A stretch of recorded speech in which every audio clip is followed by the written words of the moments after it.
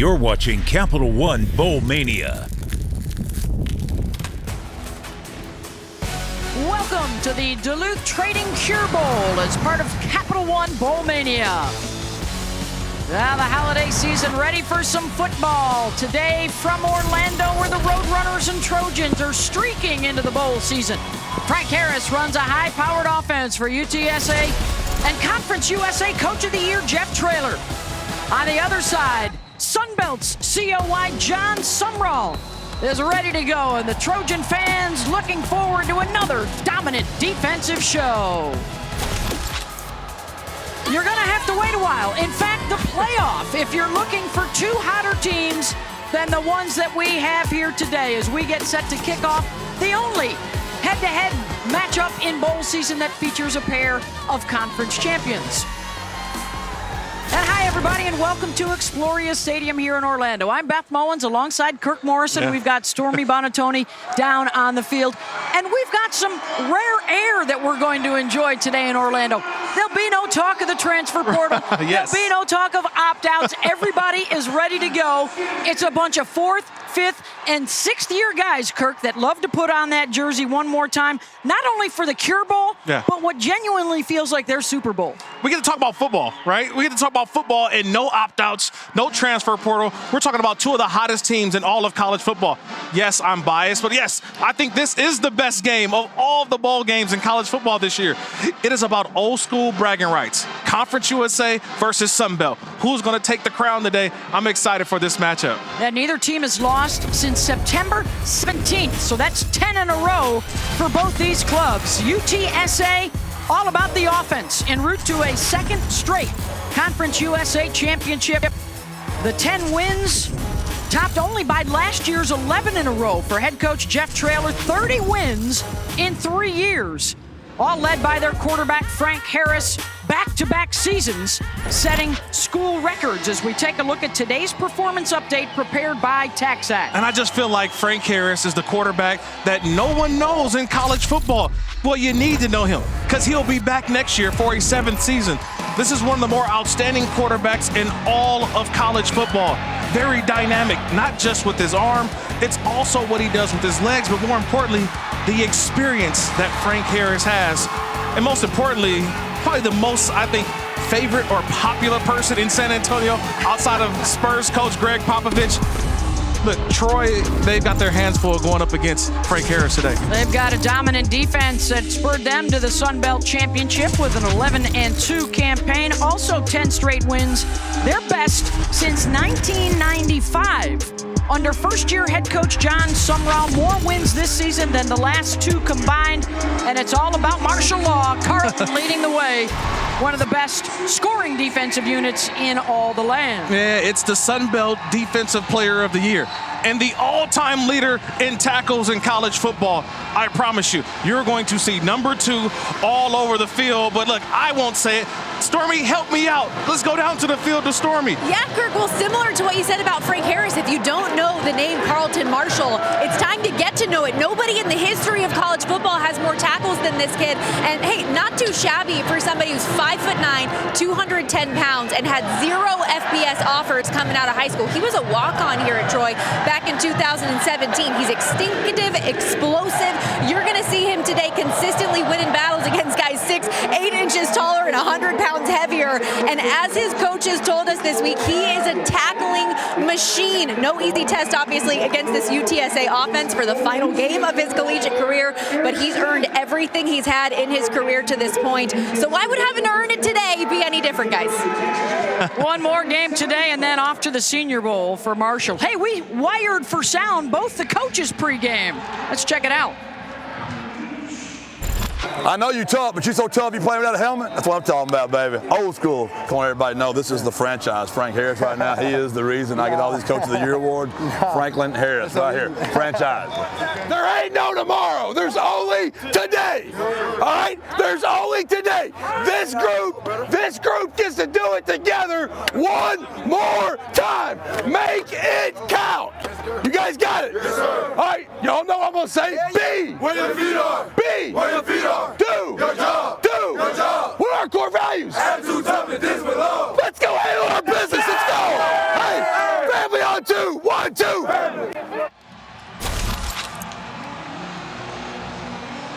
UTSA, 12 years old is this football program. They are looking for their first bowl win.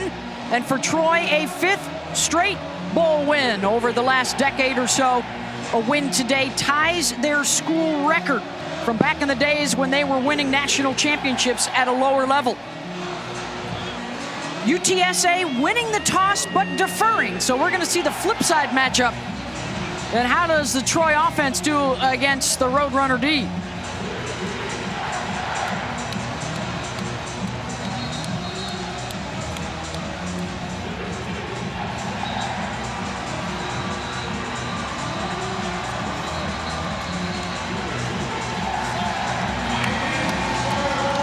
Champions of Conference USA, champions of the Sun Belt.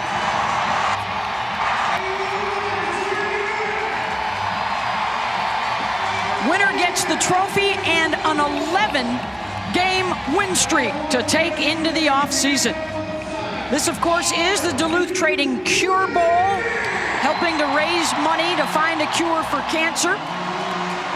And a special pink-laced football for the kickoff today, and it will be auctioned off after the game this afternoon to help raise funds for cancer research.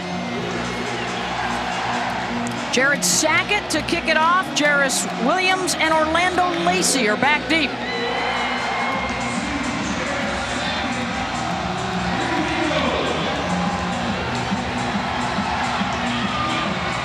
We start off the bowl season with one of the more highly anticipated matchups underway in Orlando. And the sideways spiral to Williams. He'll bring it out from inside the 5, tripped up and upended at the 21-yard line. And that's where the Trojans will take over under the guidance of Gunnar Watson, the junior from Butler, Georgia. The MVP of the Sun Belt Championship game, Kirk, with his 3 touchdown passes 10 days ago. Yeah, one of his best games of the season. And this is a guy who this year came into this season as the starter. And Jared Dagey behind him tried to push him a little bit, but this was all about Gunnar Watson, a big reason why Troy is 11-2. He works with Johnson & Johnson on the perimeter. Tez and Rajay, his 2 favorite targets. He threw touchdown passes to both in that championship game of over 60 yards. And the first catch is Deshaun Stoudemire. Yeah, Stoudemire, one of those wide receivers who had a big game in the conference championship. This was all about getting the ball down the field. They beat a good Coastal Carolina football team. Can they have a repeat performance, especially with their throws down the field? Kamani Vidal, the sophomore out of Marietta, Georgia, in the backfield. We anticipate seeing a lot of DK Billingsley as well. And Vidal runs it right up the middle for a couple into the grasp of Trevor Hermanson, their athletic middle linebacker, and it's 3rd down. And this is going to be the big part of the game, 3rd downs. Can Troy sustain drives and an opportunistic defense of UTSA? They make a lot of plays, but 3rd down will be the key down throughout this football game. Joe Craddock, their first-year offensive coordinator, with the 3rd and 5 call. Watson on the rollout, slings it downfield, and it's dropped at the 45, and what would have been a 1st down. Rajay Johnson started to run with it before he caught it. It was a terrific job by Gunnar Watson, feeling the pressure right up the middle. He gets to the outside and delivers the ball right on time. It's just Rajay Johnson, number 0, 34 catches on the year. This should have been 35. And yet he drops it right there in the hands. Little jitters early on possibly with the bowl game. Mike Rivers to punt it away. Chris Carpenter back at his own 30-yard line. And Carpenter with the fair catch. They'll take over at the 35. For the 6th-year QB, Frank Harris, the senior out of Schertz, Texas. Last year, a school record in just about every category, and then Kirk, he has surpassed all of those this season. Yeah, he's Mr. 40, right? 40 touchdowns this year. 31 through the air, 9 on the ground. Does a little bit of everything, but I love the pace that he plays at. Plays at just a different pace. Everyone else seems to be moving fast, but yet he moves at his own speed, but the speed that gets his offense up and going. And how about the completion percentage? Over 70%, fourth best in the country for an offense that averages 38 points per game. 12th best in FBS this year. They'll run it on first down, and the burst out across the 40 for Kevorian Barnes, the freshman from San Augustine, Texas. The youngster may carry a lot of mail today, Kirk. They've been banged up in the backfield. Yeah, but you got the young redshirt freshman who was the freshman of the year in Conference USA, who was, look, he's ready to take on the carries today. One of the reasons why UTSA has been one of the best teams in college football. Harris. And the throw for first down yardage across the 45 to Zachary Franklin. Zachary may also see a lot of action today.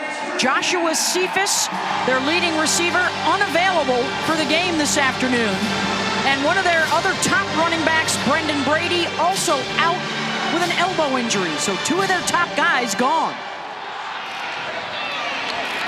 Barnes to the 49 and a gain of 4 as we check in with Kirk's keys to the game. Absolutely. When it comes to UTSA, it's bring the 210 to the 407. That's the 210, the San Antonio area code, but bring the mentality of the triangle that Coach Traylor talks about. Bring that here to the 407 in Orlando. And we've talked about Frank Harris a ton.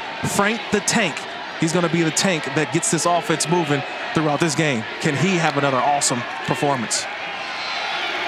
Barnes.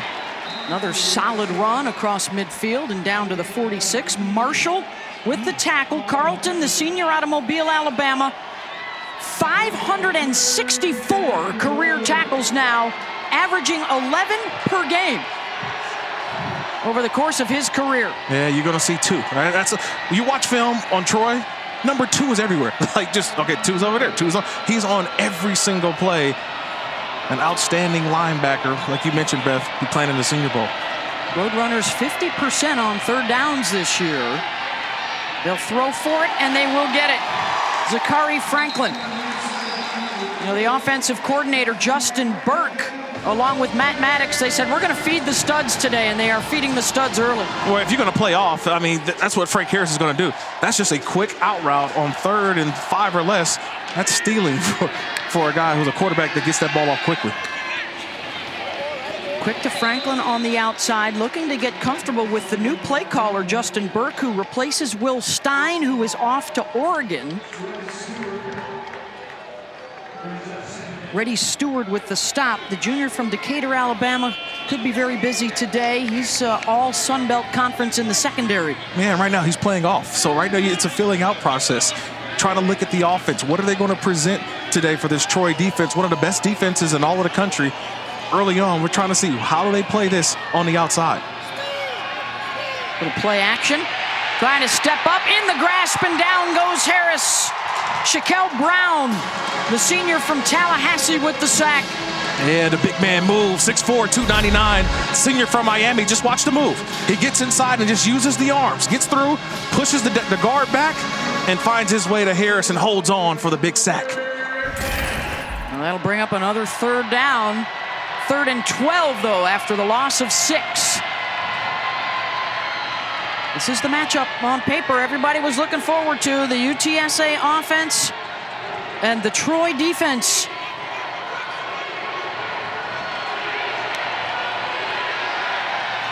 Harris, good protection. Incomplete, the overthrow out to the 20-yard line to Ogle Kellogg, and it's 4th down. There was great protection up front for UTSA, but there was just really nowhere to go with the football for Harris. His receiver, only receiver, was blanketed. So an outstanding job by Troy's defense. Gave up some yards early, but you see how they stiffened up toward the end, played a little off, but that coverage very sticky on 3rd and long. So the punting unit will come on. Orlando Lacey back inside his 10 with Lucas Dean set to punt it away. Bowl season also means you're on high alert for more trick plays, right, Kirk? Oh, look at you, Bess. You've done your homework this week. Not on this particular occasion, and that will drop inside the 5 and down by UTSA. Caleb Cantrell, the long snapper, got all the way down there after the 37-yard punt. Scoreless early. The College Football Playoff Semifinals, Saturday, December 31st on ESPN.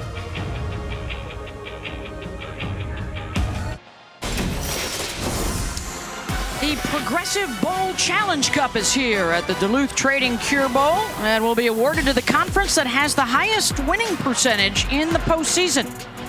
Of course, this is day one, so we've got a ways to go. 39 bowls in the next 18 days, Kirk. This is how it looked last year, and Kirk, you were celebrating your Mountain West success. Yeah, a Mountain West above the rest. That's usually what we used to call it back in the day.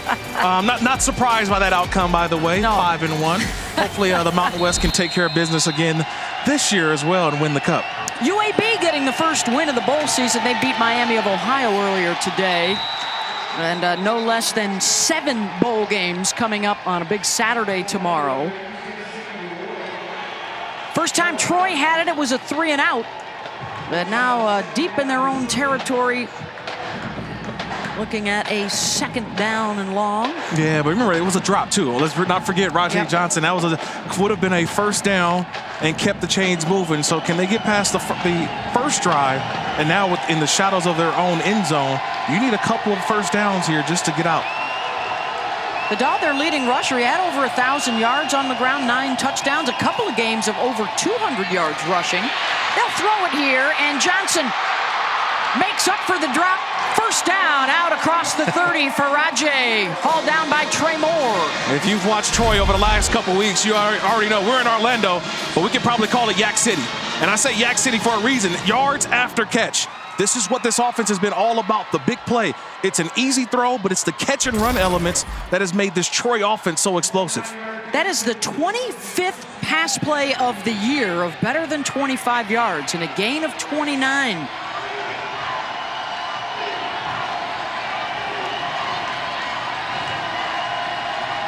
First down and 10. And Vidal with the run out to the 39-yard line. Well, bowl season rolls on tomorrow on ABC. It all gets underway at noon. Undefeated Jackson State. And then the Jimmy Kimmel LA Bowl presented by Stiefel. And then tomorrow night on ABC, the New Mexico Bowl, SMU and BYU. All 3 games available on the app as well as ESPN Deportes. Coach Prime at noon. Yeah. Okay. Coach Deion Sanders, now head coach at Colorado. I know I'll be tuned in for that. One more go-round with his son at quarterback. Yeah. This is DK Billingsley, stuffed for a short gain, and it's going to bring up 3rd down. Actually, they're going to lose a yard. There's a bunch of games, and there goes Coach Prime. Coach Deion Sanders, 27-5 at Jackson State. 6 recruits in the top 100 last year, and look, he's going to bring a different element to Colorado in the Pac-12, who we know will be losing UCLA, USC in a couple of seasons. So a big hire for the Pac-12. Announced this week that UCLA does have the green light to go to the Big Ten with USC. On 3rd down, a wobbler may have been tipped at the line. Incomplete look for Deshaun Stoudemire, and it's 4th down. Yeah, just a good job of just affecting the quarterback. Sometimes you may not get to the quarterback, but just having the pressure in the face and forcing a much quicker throw, you've done your job. That's what UTSA was able to do in the last one. Just figure out a way to get in the face of Gunnar Watson, and that's how you got the errant throw. Now, we mentioned that wide receiver Joshua Cephas unavailable today for UTSA. He was also one of their return guys. Chris Carpenter will take over those duties. And a fair catch, bobbled and able to jump on it. 46 yards on that boot, down inside the 20. For the Roadrunners, when we come back, scoreless in the Duluth Trading Cure Bowl. The Duluth Trading Cure Bowl is brought to you by Duluth Trading Company. Take on life with your own 2 hands. Visit Orlando. Give the gift of memories this holiday season. Plan your vacation at visitorlando.com. And Rain-X. Outsmart the elements. packaging 20,000 meals. Those were the players, the band members, the cheerleaders all getting together to pack meals for the local Orlando community as a part of the U.S. Hunger Project and Bowl Pep Rally. One of the many things that the players get to do while they're here in Orlando. 7:16 to go in the first quarter. We are scoreless. UTSA champions of Conference USA, Troy champions of the Sun Belt head-to-head. Kevorian Barnes in the backfield behind Frank Harris. Got it across midfield the last time they had it, and then the drive stalled out. They had to punt it away. Receiver screen here to Chris Carpenter, and let's go down to the field and an update with Stormy on Zachary Franklin. Yeah, Beth, the star wide receiver after that last offensive drive headed to the tent for a little while, grimacing. He was only in there briefly, but had to really stretch out what looked to be his right hamstring a good bit. The trainer helped stretch him out. He got on the bike. He looked very uncomfortable. He's out there on the field right now, but just something to keep an eye on here. 3 catches already. That means he has established a new single-season school record with 89, and this one to Oscar Cardenas, the tight end, for a first down. Yeah, Cardenas is a guy who's sort of like the last option, but Coach talked about he just makes the big catches. So he will be a big part of the offense, because right now watching Franklin run does not seem like he's 100%. Good pressure right up the middle from the Trojan defense, taking care of Barnes. That was O'Shea Fletcher leading the charge out of the secondary, and a loss of 1. And time for more Kirk's Keys. Yeah, it's about the defense, really. And really, it's Marshall Law, right? Carlton Marshall, the leader of that defense. He's going to be all over the field. Has to keep an eye on Frank Harris. That's the big matchup. But then also complete the mission. I'm talking about guys like Stidham, Marshall, Roberts, Billingsley. They were actually coached by Coach Summerall back when he was with Troy earlier in his coaching career. Now back here now. Hopefully they can finish the job and win a bowl game for Coach. Barnes tries to bull his way up the middle, nothing doing. A.J. Pierce was there. Marshall with a wag of the finger. Third down coming up. Yeah, Here's a look at John Summerall. First year, and what a turnaround. 3 straight seasons of just 5 wins and on 11-2 mark this year. Former defensive coordinator at Kentucky. Hence the strength of this team, that defensive unit. 3rd and 9 for Frank Harris. Incomplete behind Ogle Kellogg, and the early matchup so far going to the Trojan D here, Kurt. Yeah, are we surprised? This is one of the better defenses in all in college football, and they're going to show different looks. That time, Fletcher on the outside. He showed outside first, but at the snap of the football, he moved inside. And there was no conversion by the wide receiver. That's why you had the throw to the outside by Harris. Good job of having a different look, showing different pictures to Frank Harris. Let's see if they can flip the field a little bit here. The last time they had it after a punt, they were inside their own 5-yard line. Orlando Lacey now back at his own 25. Flags on the snap. False start. False start. Off 4. 5-yard penalty. Means 4th down. Christian Watson, our referee, in charge of our Mountain West officiating crew today.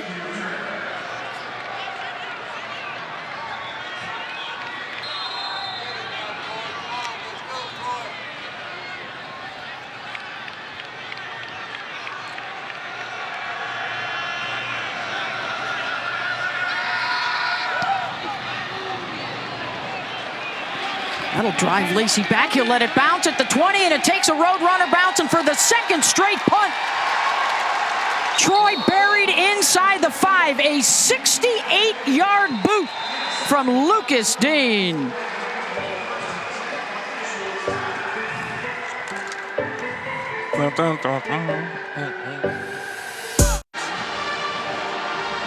Now the Roadrunners will head back out there with their defensive unit.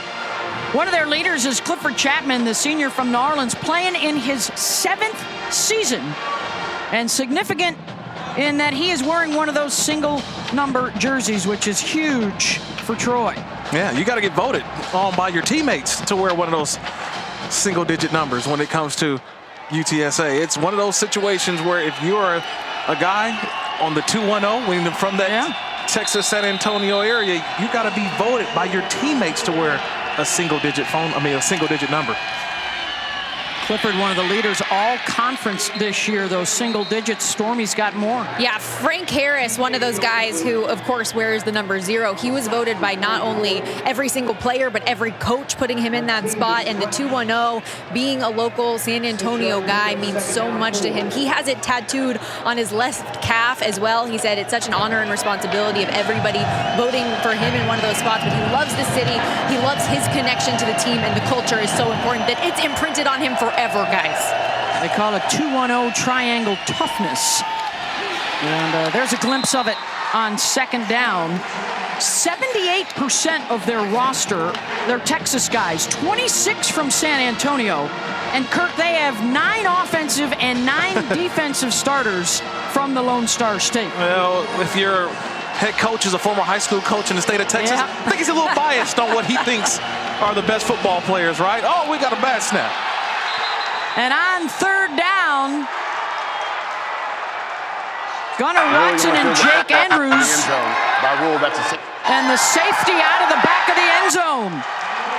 And it's, believe it or not, the UTSA defense that gets the first points on the board. It was who's going to make the first mistake. That's what this game was about. Who's going to make the first mistake this time? Gunnar Watson looking over at the sideline, waiting for the play call to come in. And the center, Jake Andrews, one of the all-conference guys, Please reset the game clock to 3:58. Please reset the game clock to 3:58. 3:58.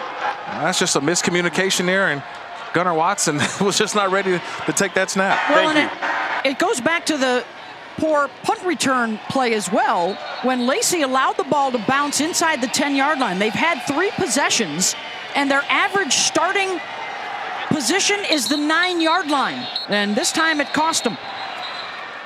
And the miscue gets UTSA on the board.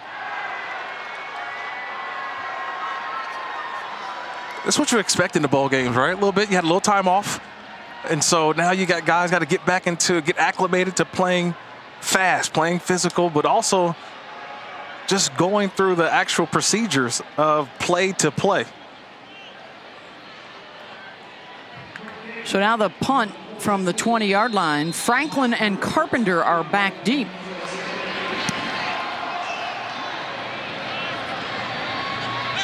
And the fair catch from Franklin, who's looking upfield and not seeing anybody within 20 yards, wondering maybe he should have run that one back, but he still looks a little bit gimpy after he got hurt earlier in the ball game as he trots to the sideline. 'Tis the season for bowl games, and we've got 4 more for you tomorrow on ESPN, starting out with that Wasabi Fenway Bowl, Cincinnati and Louisville, then Florida, Oregon State, Rice, Southern Miss, North Texas, Boise State. All coming your way. 4 games on ESPN, 3 more on ABC. A full Saturday of football for you. Yeah, Conference USA, Sunday, everybody's all active, right? It's bowl season. Who's coaching in that game? That's the big question. Right. And the Fenway Bowl, after Luke Fickell left Cincinnati for Wisconsin and Scott Satterfield actually left Louisville for Cincinnati. That should be intriguing. And the first down play to Chris Carpenter, who picks up 8. Reddy Stewart had the coverage. So can this Roadrunner offense get it cranked up a little bit? I think that's what we're waiting for, right? We're sitting here in the booth and we're like, who's going to put a drive together? Because right now, both defenses have really been the story of this football game. Just 9 rush yards combined for the 2 sides. Harris to Cardenas. And he's got the first down out across the 40 and a gain of 9. And it's going to be a lot of tight end. I mentioned it earlier. With Franklin not looking 100%, you're going to see a ton of Cardenas, number 9, the tight end. Those are the numbers we thought we'd see. But the Troy defense has been up to the challenge here in the first. Zachary Franklin with another catch. That is his 4th.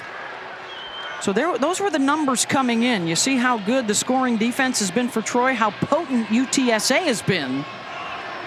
Yeah, this is a top defense in all of college football in terms of statistical categories in the top 20. One of the more, I think, opportunistic defenses as well. Barnes finds an opening down inside the 45, and he'll move the chains again. It's a team that has been running the ball much better in the second half of the season. over 200 yards a game in their last 8 games.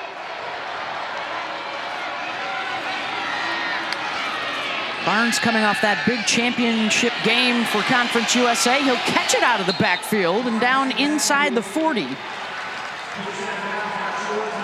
Kivorian in his first start last week, 175 yards rushing. He gets his second start today in a bowl game. Yeah, he just keeps getting better and better, and that's all his coaches keep talking about. Just feed him more.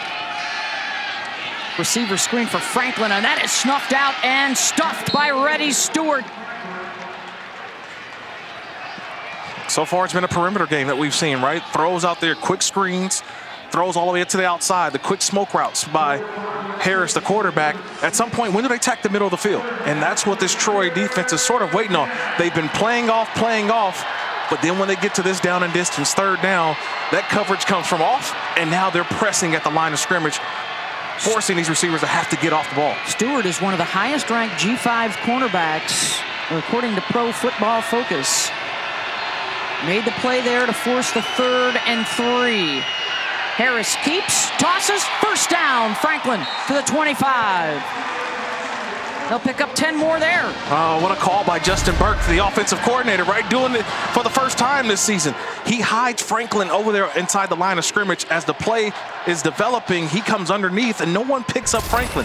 That was just an easy throw as he got lost inside that line of scrimmage, and nobody from Troy was there to pick him up.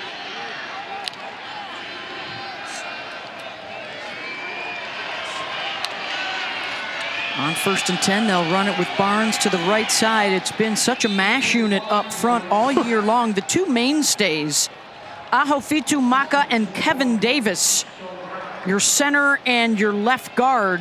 Just about every other position has been a constant carousel, but those two have been the consistent guys up front, and that's why the run game has gotten so much better as guys have come back from injury. Yeah, Maka and Davis, they've been there all season long. And everybody else is kind of in patchwork. Yeah. You just fill in when you can. But Maka and Davis, they have been the guys. Look at that, 4 left tackles and 3 right tackles have started games. Barnes cut down, trying to get to the edge. Craig Slocum, the former walk-on, now in his 6th year. Out of Lake Butler, Florida. Yeah, anytime you see a guy with a neck roll, I mean, he's a tackler. You don't wear the neck roll just to wear it. You wear it because you're about business. And he made I think, a touchdown-saving tackle there. If he misses that one, that's a touchdown for Kivorian. All right, the Roadrunners have been here before, and the drive stalled. And here they are again, 10th play of the drive, as they get down into the red zone, and they will try and keep the drive alive to start the second quarter. First quarter. 2-0 UTSA over Troy through 1.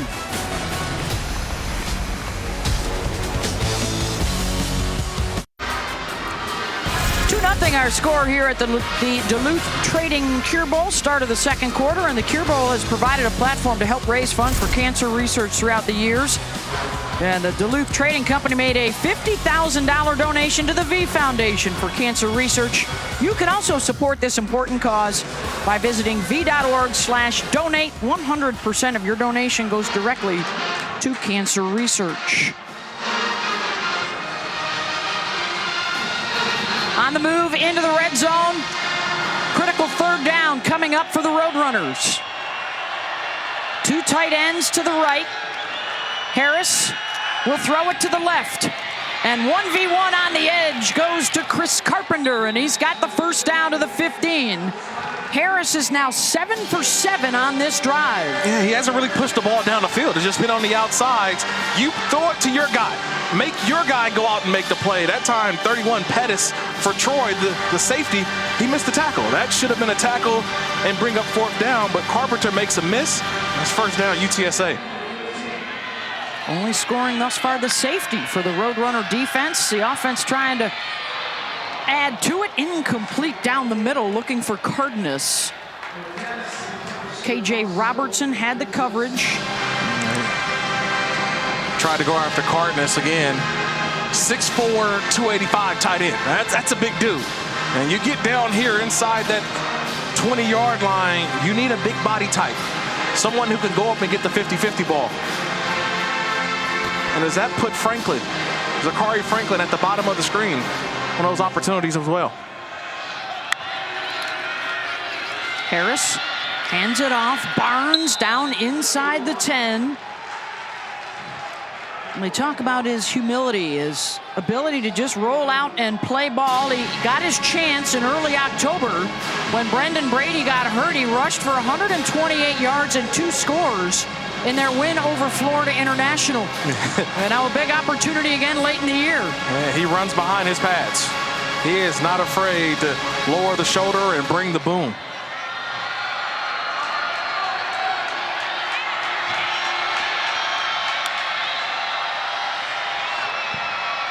Third down and 4, they'll check the sideline. Harris looking right. Inside the 5, it's caught down to the 2-yard line. Chris Carpenter, first and goal, UTSA. Yeah, nice job there by Harris in the snap count. He manipulated the defense. He waited, acted as if he's going to snap the football, forced Troy to show their hand. They had to get out of that blitz, and what did he do? He knew where he wanted to go with the football. He got Carpenter with the low route. I thought he had Franklin in the corner of the end zone for a touchdown. All 3 wide receivers go to the short side of the field. Barnes, they try to run it. Nothing doing. Good push up the middle, led by Carlton Marshall and Shaquille Brown. It's a party at the football for the Troy Trojans. It's about building a wall down here. An outstanding job of everybody in their gap, knowing you got to get pushback to stop that run. Can that defense sustain here? They've got to be getting tired. This will be the 15th play of the drive over the last 5 minutes. That's covered 73 yards. Looking to throw is Harris. Caught. Touchdown. Zachary Franklin. His 15th touchdown catch of the year.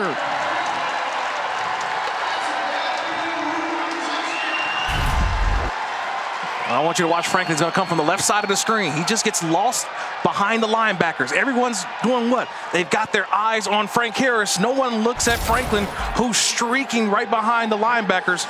You put it up in the air and you let your wide receiver go up and grab it.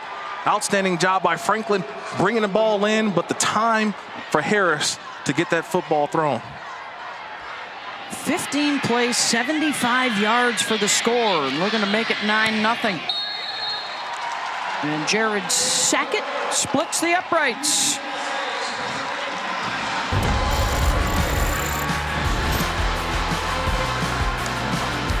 Frank Harris, 9 of 10 on the drive, but the most important one was the touchdown. Zachary Franklin, yeah, I do this. Touchdown, Roadrunners.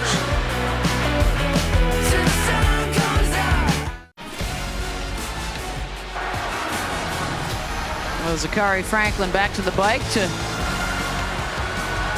work on whatever ailment he had earlier in the ball game. 7 catches, 41 yards, and the 2-yard touchdown catch from Frank Harris as those 2 guys hook up once again. And it's a 9-0 lead for UTSA.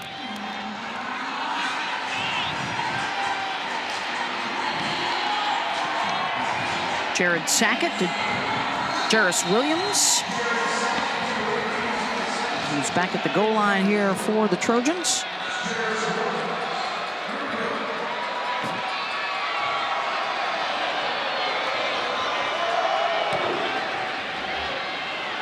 Swirling kick that will be short, bounding inside the 5, and scooping it up and bringing it out of the end zone is Williams.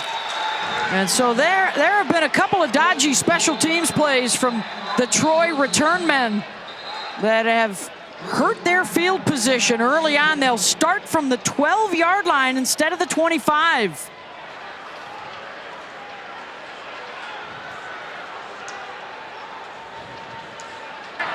Holding.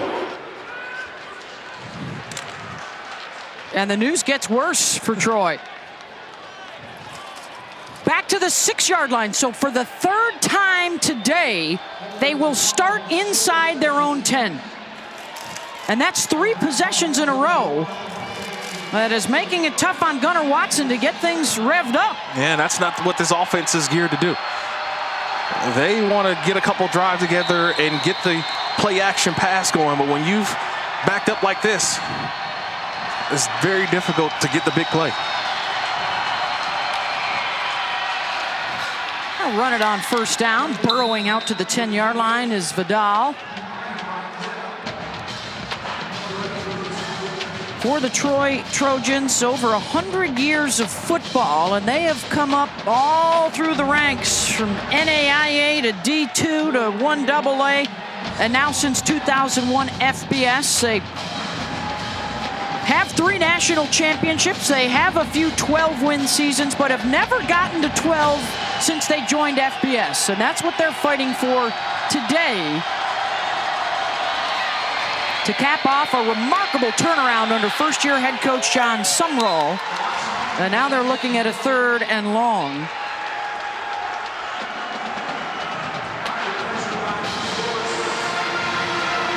And really, at this point, Kirk, just looking for any kind of spark. They have just 1 first down in the first half. Man, that was the big play early to Johnson, but outside of that, they haven't found a way to get the ball to their playmakers' hands. Remember, we had a big drop early on, and now you've got the swapping of formations. You had this bot snap. Just 37 total yards thus far on 13 plays. And another drop. Pass was a bit behind Stoudemire as he tried to reel it in at the 25. And they will have to punt this out of their own end zone. What pressure does to a quarterback. Watson had to get rid of that football because he saw the pressure coming from the left.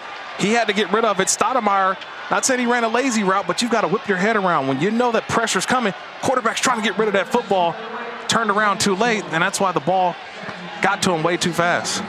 2 3-and-outs and a safety thus far for Troy. Only 1 first down to extend that second drive. And now UTSA will have the short field to work with. 47 yards on the punt from Rivers. Frank Harris and company back to work when we return.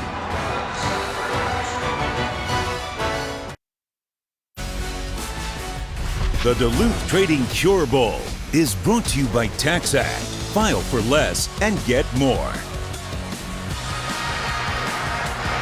Happy 4 straight bowl wins for Troy. The last coming in 2018, trying to keep that streak alive here this afternoon.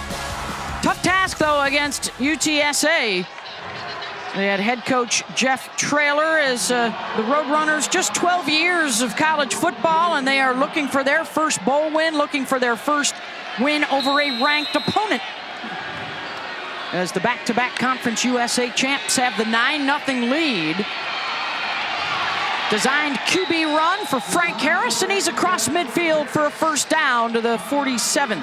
You know, Frank Harris is not a burner, but I like the way he feels his way through when he takes off and runs.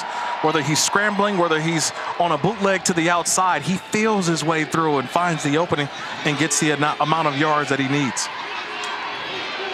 What a job under the direction of Traylor. What a luxury to have Harris around, and he'll be back for a 7th season next year as Barnes gets the ball. They're trying to build something. This is a critical point, isn't it, in terms of this UTSA program as they move to the American Athletic Conference. They're updating and upgrading their facilities. They're trying to get their NIL collective rolling. And of course, job one would to keep him around. He has recently signed a 10-year contract extension. But as you know, Kirk, every athletic director in America has both of these guys' names on their short list if a job were to open. Yeah, I saw Hugh Freeze sign a contract extension earlier in the year, and then he still went to Auburn. So contract extensions don't mean anything. I think the bigger situation is the culture that he's built at UTSA. Other programs around college football, they see it. They want a piece of it. Will Stein already, offensive coordinator, being lost to Oregon. Yep. It's going to be a hard job for Coach Traylor to keep his coaches in town.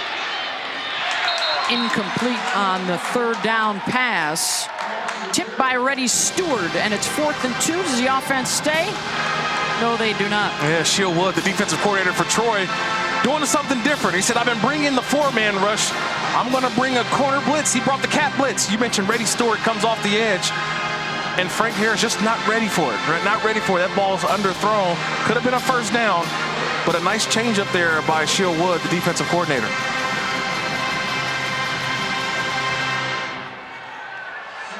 That's a big stop in terms of momentum for the Trojan defense after the Roadrunners got the back-to-back safety and touchdown pass. But again, look at the field position. They will start out inside their own 10. 10 minutes to go in the first half. They're fighting for that trophy right there. UTSA on top of Troy.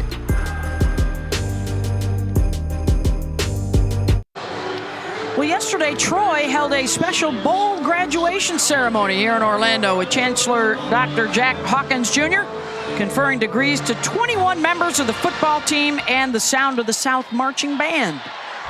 All in attendance here at the game today. They are looking for a spark. They're down 9-0. The last 4 possessions have started inside their 10-yard line. They have a grand total of 1 first down here in the first half. And they will start again. Gunnar Watson to the outside for a catch across the 15 to Tez Johnson, their leading receiver. Yeah, nice job by Tez, helping out his quarterback. He didn't just stand there and wait for the ball to get to him. Tez ran back to the football to get that completion. Stormy.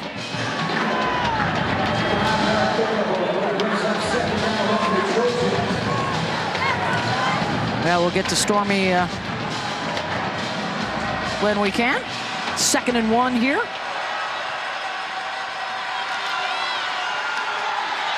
Watson under duress, and down he goes. It's the emerging star Trey Moore with the sack and a loss of 6. Nice job by Moore.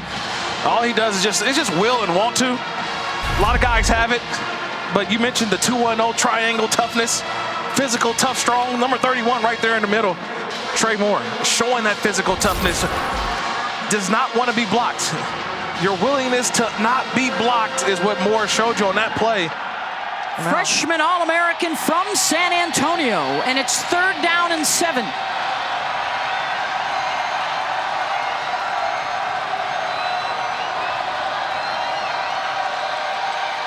Watson, down he goes again, and it's Moore off the edge.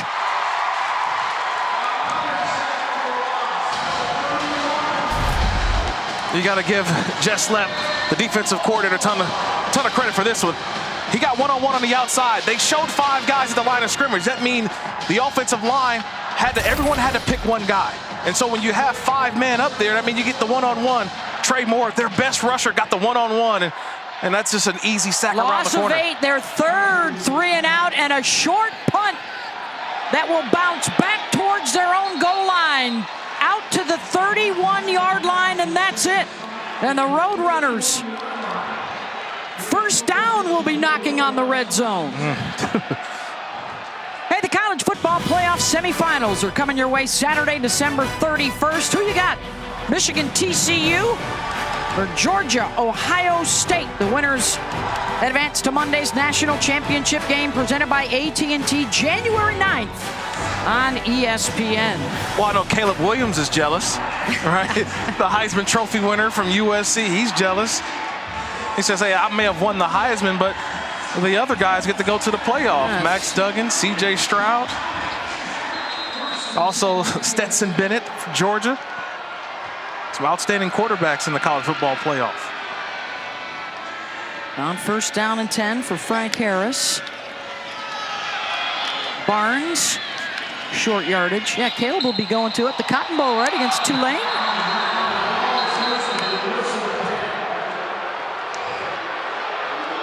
Play was whistled dead. Yeah, but I think it's the right thinking. If you're Troy defensively, they need a big play. They need a stop, but more importantly, they need a turnover.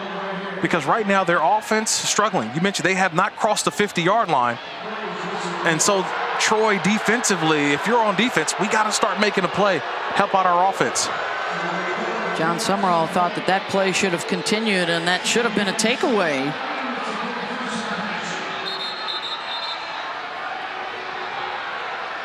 Second down and 7.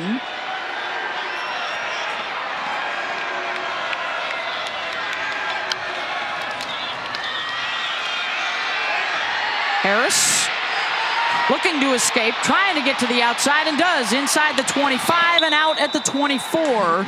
A long scramble for 4 yards, run out by Reddy Stewart.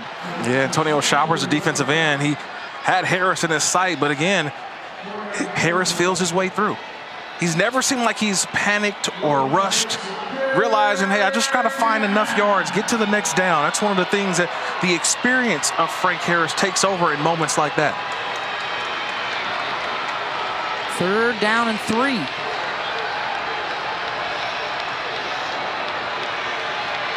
Franklin is the motion man. He's been the primary target thus far. Harris tried to dump it off into the flat, and down he goes. And the Trojan defense forces a 4th down. Yeah, but I think this is 4-down territory, if you ask me. That 3rd down call told me that they were probably going to go for it on 4th down. Yet they bring out the field goal unit. I thought that was just a misread by Harris. He actually had the runner. He's a little bit shaken up coming off that play. Yeah, he's limping as he comes to the sideline. That's a big stop for the Trojan D. And I thought if he handed that football off, probably would have been a 1st down. And now he limps off, and they got the field goal attempt. Jarrett Sackett will attempt from 42 yards to make it 12-0.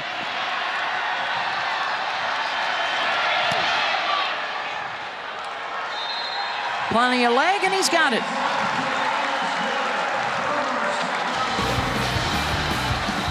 All Roadrunners so far, 6:21 to go in the half. Developing situation for UTSA is their conference MVP quarterback Frank Harris hurt on the last play.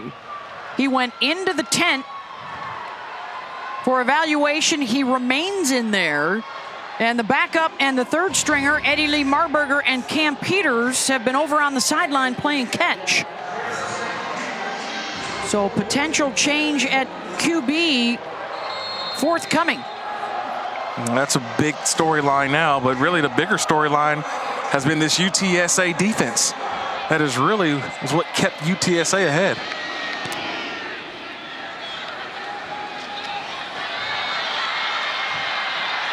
On the return here for Williams. Down he goes at the 19-yard line. Dadrian Taylor with the coverage. Frank Harris limping out of the tent, still had his helmet in hand, which would be a positive sign for UTSA. Both he and Franklin, their top 2 offensive studs, nicked up here in the 1st half. Yeah, that's a big storyline for sure. But it's been the running game, but also the defense again. And that's what you're going to lean on in this game. Frank Harris, only 15 completions, hasn't went over 100 yards yet. So everything has been short underneath passes, but him in the run game may be something that they go away from. Now the question is, can Troy create any sense of urgency or anxiety on the opposing sideline? Watson's pass up for grabs, incomplete. They have yet to get the football past their own 36-yard line here in the 1st half. Man, that's just a tip pass right there at the line of scrimmage.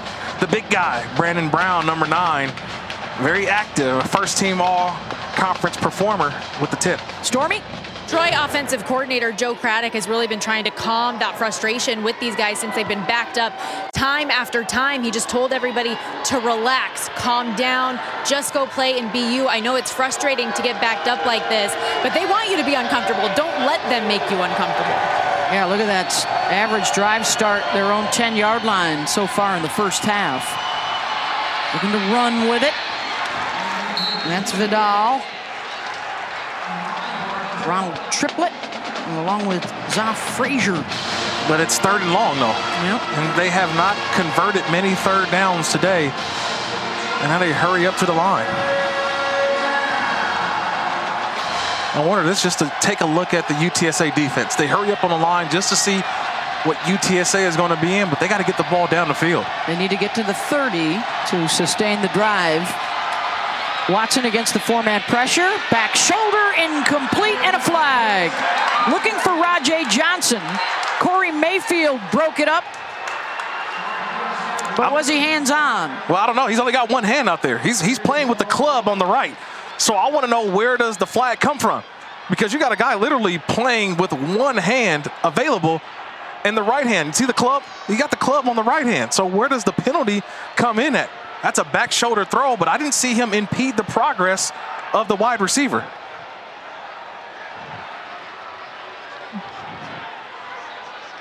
Interesting call here.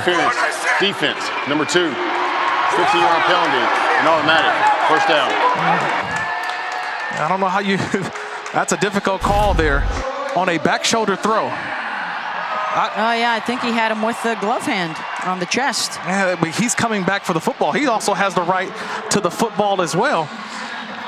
Definitely could have saw a non-call there because that ball was underthrown. It wasn't a ball that was going deep. That's an underthrown ball. Both players. Correction. Yes. Foul. Oh, see, now they call it a spot foul. That's a defensive player in me. Both players are awarded the area to the football. Guy's got one hand out there playing with a club on the other. Come on. Second first down of the day for Troy. Watson, all kinds of room to run. And he'll slide. And did he get his backside down before the line to gain? He had plenty of room to slide beyond the line. And doesn't look like he got there. It'll be second and short. This is college football. It's where you first start the slide. So that was behind the actual marker. Oh, I thought that should have been a first down. It's where the slide originated from. Where did it start? It started behind that yard marker. This is where quarterback has to realize he dives forward. That would have been a first down. That slide starts when he attempts to slide. And remember, this rule came about last season around this time. Remember the Kenny Pickett rule? Okay, the quarterback formerly of Pittsburgh or Pitt University. Here we go for Watson, under duress, and he's hammered, and down he goes.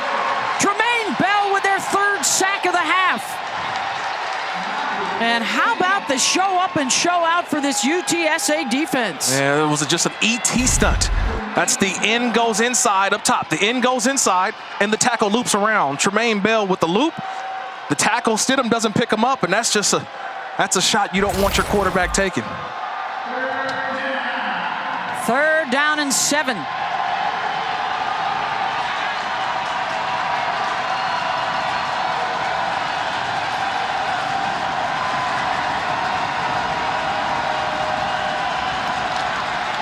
Watson, again, a 4-man pressure, and incomplete. And another flag coming in from downfield. Oh, this is a tough one.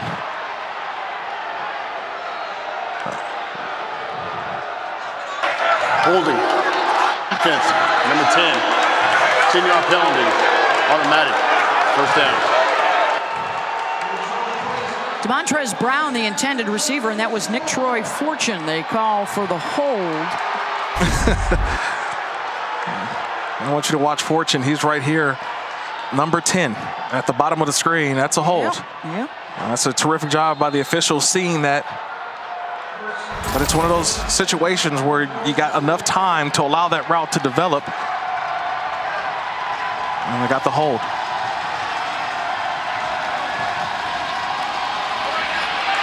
Billingsley breaks free. First time across midfield today on a drive aided by 23 yards in penalties. And now the big burst from DK. Well, 31, Trey Moore, watch, he's gonna come on the inside. You gotta stay outside if you're the defensive end. See how he went inside? There was nobody there. No edge, no chance, and Billingsley took off for the big game.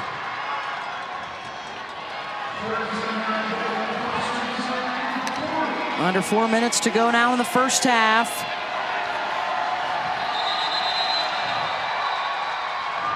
And a timeout called by UTSA. We'll take the first timeout of the half. 30 seconds.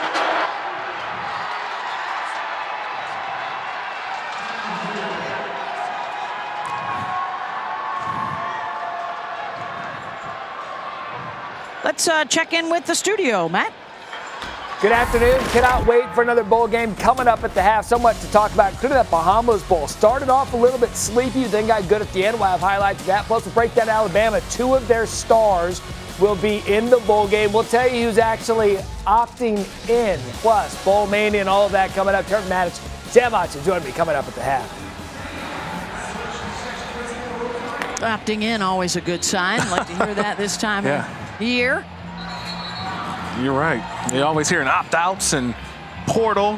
We haven't heard that today. And our football game is just about bragging rights. And it's been the defenses that have stolen the show today so far. Best drive of the afternoon for Troy, and that defense has kept things close. A touchdown here, get them right back in it. For much of the half, they had 1 first down prior to this drive. They still only have 44 total yards. But they have crossed midfield down to the 40 and a 1st and 10.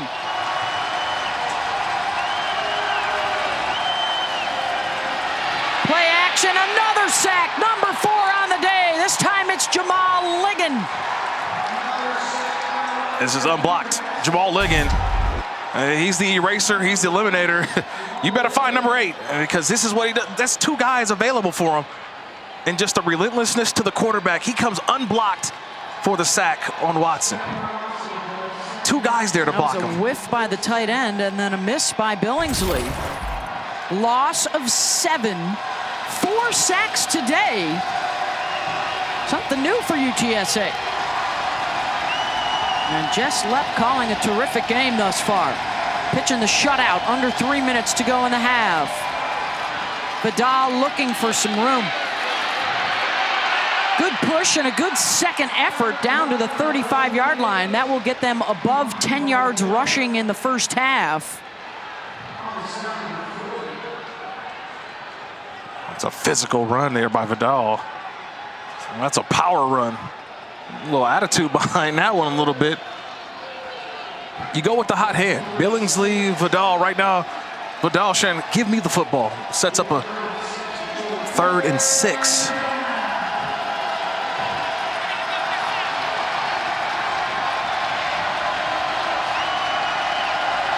Looking for their first 3rd down conversion from the offense. They've been aided a couple of times on penalties. Delay game. And they get the timeout in time. Prior to the play, Troy would take the half.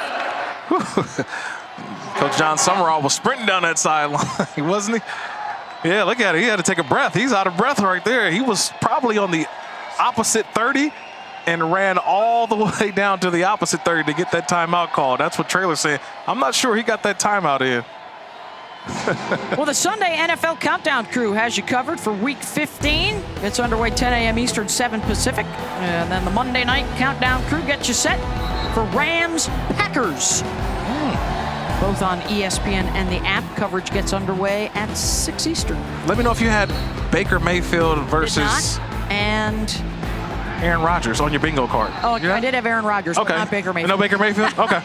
All right, well, let's see if he can have a repeat performance. He got 10 days of rest. He will be the starter for the Rams on Monday night. Well, it's going to be a fun finish. There could be a lot of new teams in the playoffs this year. Oh, agreed. The NFL, of course, Fly Eagles Fly still leading the charge. Their ticket last night, so the NFC West is all wrapped up. Fun couple weeks left of the NFL season. Can Troy get some points up before intermission? 3rd down and 6. They're going to stretch out the field. And let Gunnar Watson pick from 5 different receivers. Deep across the middle, underthrown and almost intercepted. Are they calling it a catch fumble? They are not. Incomplete. Clifford Chapman had it and lost it. And more significantly, Gunnar Watson had a home run here and underthrew it. Well, he had a touchdown throw, but it was because of the pressure up the middle that forced him to have to throw the ball a lot sooner than he wanted to, and that's why it fluttered just a little bit. Could not step through for the throw and should have been an interception. DeAndre Lewis, the tight end, got behind the defense, and Watson couldn't get it there. Now it's 4th and 6. The offense stays. The ruling of an incomplete pass is now under further review. Yeah, I think we're looking at that should have been an interception. At first glance, I didn't see if he maintained possession. And this is sort of the catch rule, but on the defensive side. Can you believe that? We always talk about wide receivers and the catch rule. Well, we can talk about, did Chapman have possession of this football? Did he have firm control and make a football move? At first glance, it looked like he had it. Well, that's a heck of a play by Lewis to knock it out. It was like they reversed roles there, right? Yeah. It was the defensive back became the receiver, and the receiver became the defensive back. If Lewis doesn't knock this football away, that's an interception, but I don't see firm control of the football throughout that catch process. I think the ruling on the field will be confirmed, and it'll stand incomplete pass. 1, 2, is this 3 steps? But he never had firm control. You know, you got to have that firm control of the football. I thought it was still moving before he regained the firm control. Well, because if you're the Trojans right now, you would gladly take an interception fumble recovery and have the football back. Correct. Deep downfield. Yeah.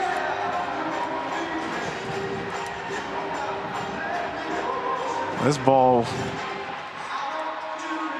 I mean, that was probably the best play that they had really all day. That should have been a touchdown throw, but again, it goes back to the pressure. And it's been the interior pressure for UTSA that's really gotten to Watson. He hasn't been able to step up, and then when he tries to step up, the guy's on the outside. You know, we had Ligon, the linebacker, he came on a loop blitz, and then Trey Moore from the opposite side, so a tremendous rush. Just watch the middle rush. See, it's the pressure. He's just not able to step into that throw, and that's why it fluttered.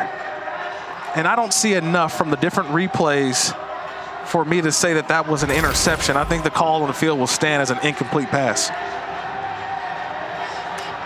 Richard Brown, our replay official upstairs for this Mountain West officiating crew. Do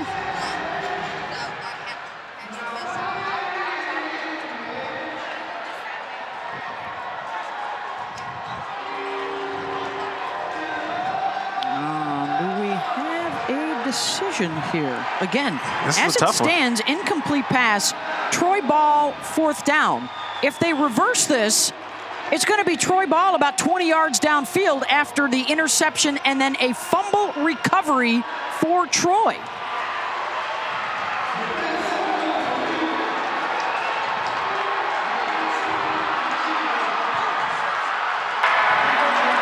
After further review, we determined the defender completed the catch process, then fumbled. The ball in the immediate process was recovered by the offense. Therefore, by rule, the ball belongs to Troy at that spot. 1st down. Yeah, I disagree with this one. I never saw firm control. I thought this was just an incomplete pass. I never see firm control by Chapman.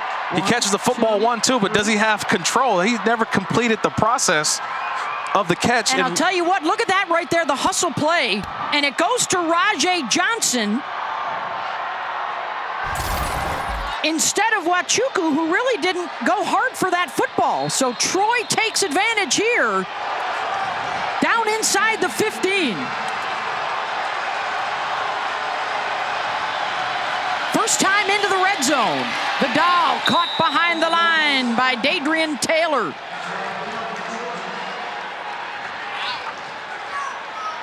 Big change of events, but the only thing for Troy, they got to score.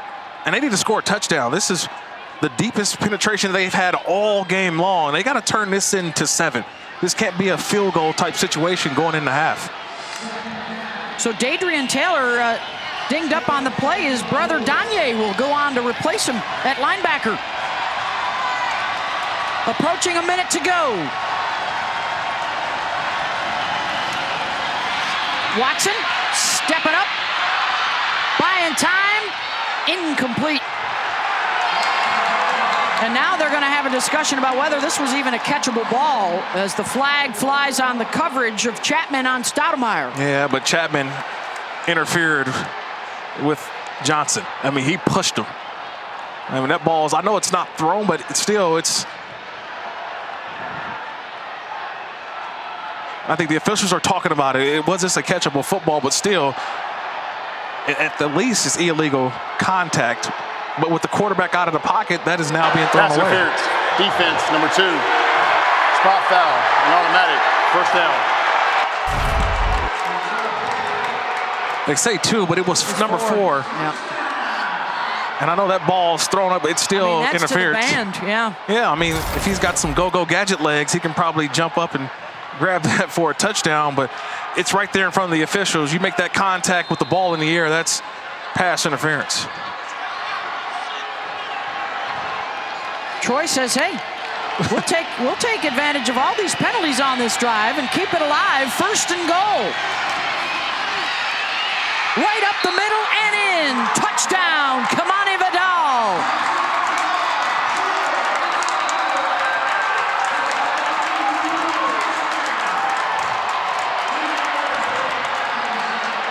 Getting a little chippy down there. It's just big boy football. This is what Troy's been all season long, trying to win the line of scrimmage. Just push, keep those legs churning. Kamani Vidal, 5'8", 215, pushing his way in for a touchdown. And a flag after the play with the teams jawing at one another. That's a huge touchdown. Oh, didn't they? Just kept plugging away. Yeah. Well, I think even more important is that UTSA gets the ball to start the second half. So if they didn't come up with points in that situation, now you've got UTSA with a 12-0 lead and the football to start the second half. So a huge possession. Touchdown. After the play, a sportsmanlike conduct UTSA for Troy. Those fouls were offset. Those are both players sportsmanlike conduct foul of the game. They will be ejected.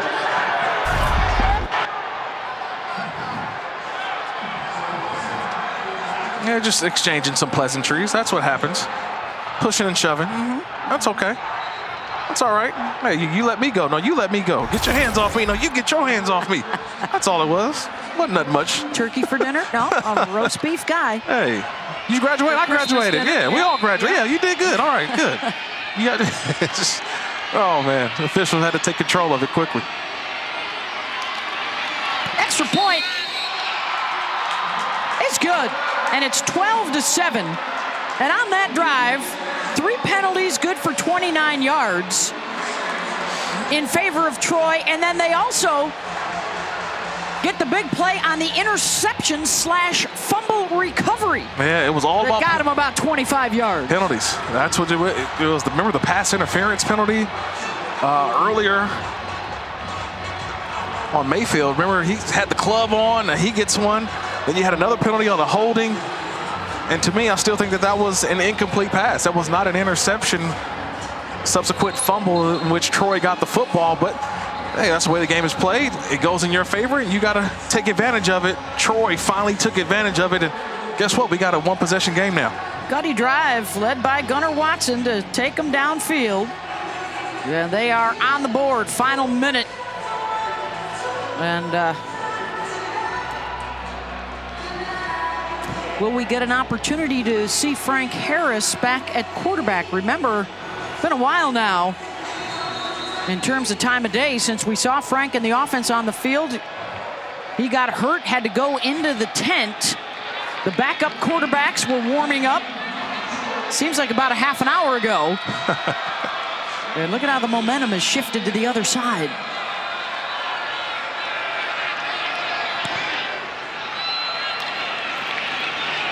Fair catch as the offense gets set to head back in there. Don't forget the MegaCast is back for the college football playoff semifinals on December 31st. You got Pat McAfee, you got Skycast, you got the All 22 radio calls, the marching bands. They even got a channel for the marching bands to stream this year on the MegaCast, December 31st.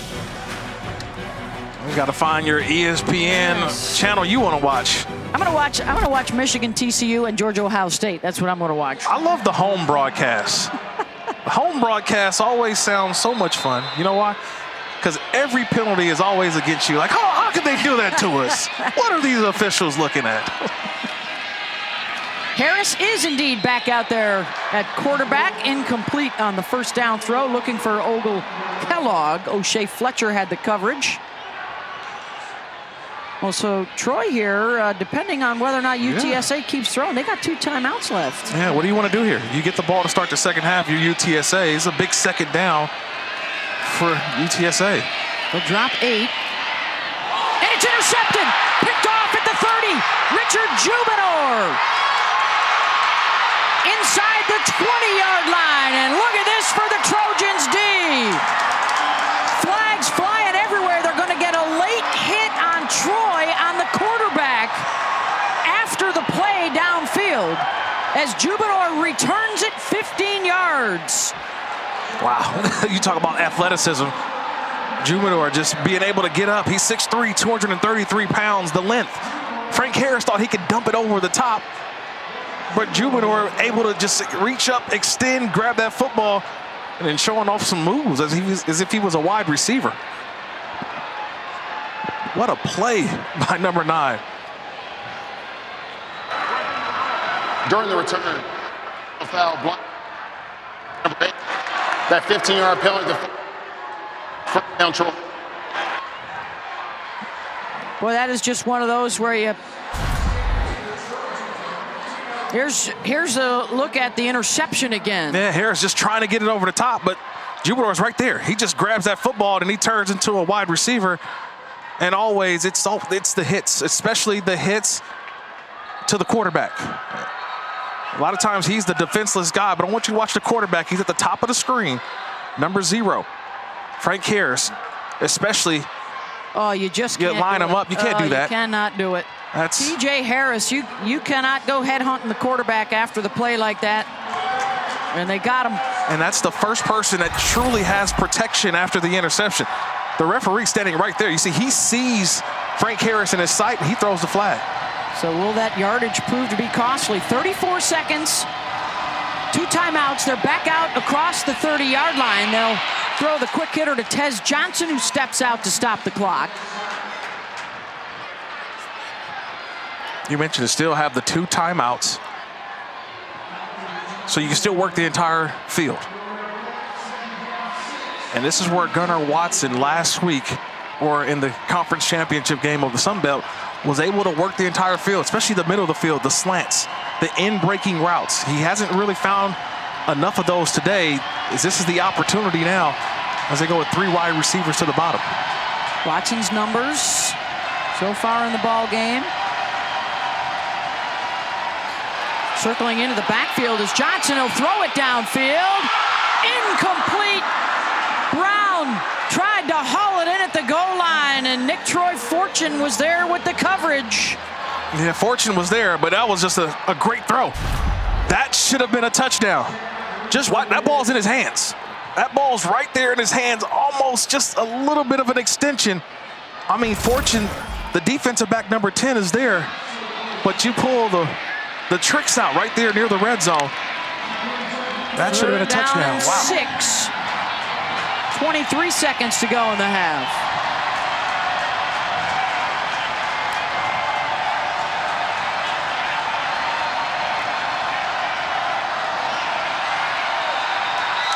Flag before the snap.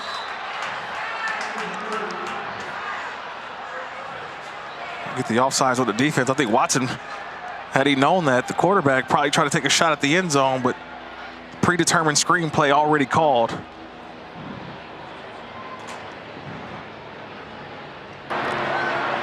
Offside in the neutral zone causing reaction. Defense, number 41.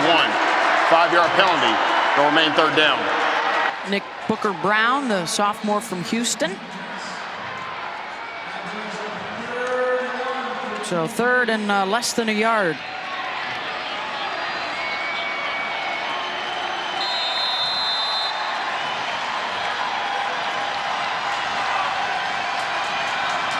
The Doll is the back here in the pistol, looking for their first 3rd down conversion of the day.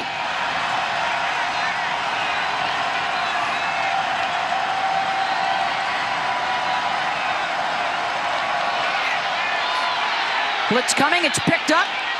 Man coverage into the end zone and intercepted. Kelechi Wachuku with the pick in the end zone. Touchback, 1st down, UTSA. Wow, what a play. What a play. What a play by Wachuku. And this is all what they preach, 2-1-0. Physical, tough, strong. And the more physical person, the more physical guy, the more stronger guy, all of the above, takes that football away. Just the extension by Wachuku. He goes up and he grabs that away from Lewis. He wanted it one more. And oh yeah, he gets to wear the Roadrunner chain. Pound that drum, baby. Pound it, pound it.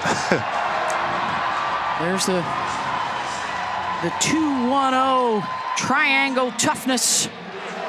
And that single-digit culture, you know his teammates like him. He's got one of those single digits.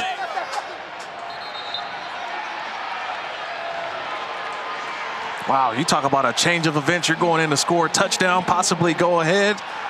And the interception by Wachuku, staying deep in his zone. A couple of underthrown balls.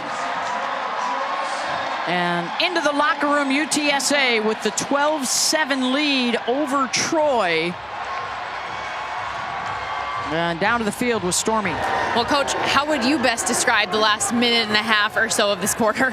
A lot of penalties on the Roadrunners on critical third down calls. We got to be cleaner on that, obviously, and we got to get down to the red zone and execute. I mean, we got down there a couple times, not necessarily the red zone, but third and short, couldn't get much done, had to punt.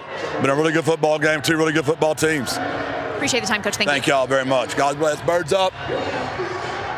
Our halftime score at the Duluth Trading Cure Bowl, UTSA 12, Troy 7. Now time for our halftime report. Matt Berry, Sam Acho, and Trevor Madden. Beth, thank you so much. Second bowl game of Welcome back to Capital One Bowl Mania. And welcome back to the Duluth Trading Cure Bowl as part of Capital One Bowl Mania. A look at the Paracommandos out of MacDill Air Force Base over in Tampa, making their way down to the field pregame here at Exploria Stadium. So we get set to start the second half, 12-7, UTSA with the lead over Troy. Beth Mullins along with Kirk Morrison and Stormy Bonatoni. It was a day for the defenses. In fact, the offenses, both sides had just one sustained scoring drive, and that's been it. Yeah, we knew Troy's defense coming in was going to be outstanding, but it's been UTSA's defense that has really been, I think, the story of this football game, but also the mistakes that we had early on both sides. Maybe we can get a much cleaner game in the second half. But it was really, I want one play that we want to go over just to show you earlier with UTSA, an outstanding job on their touchdown run.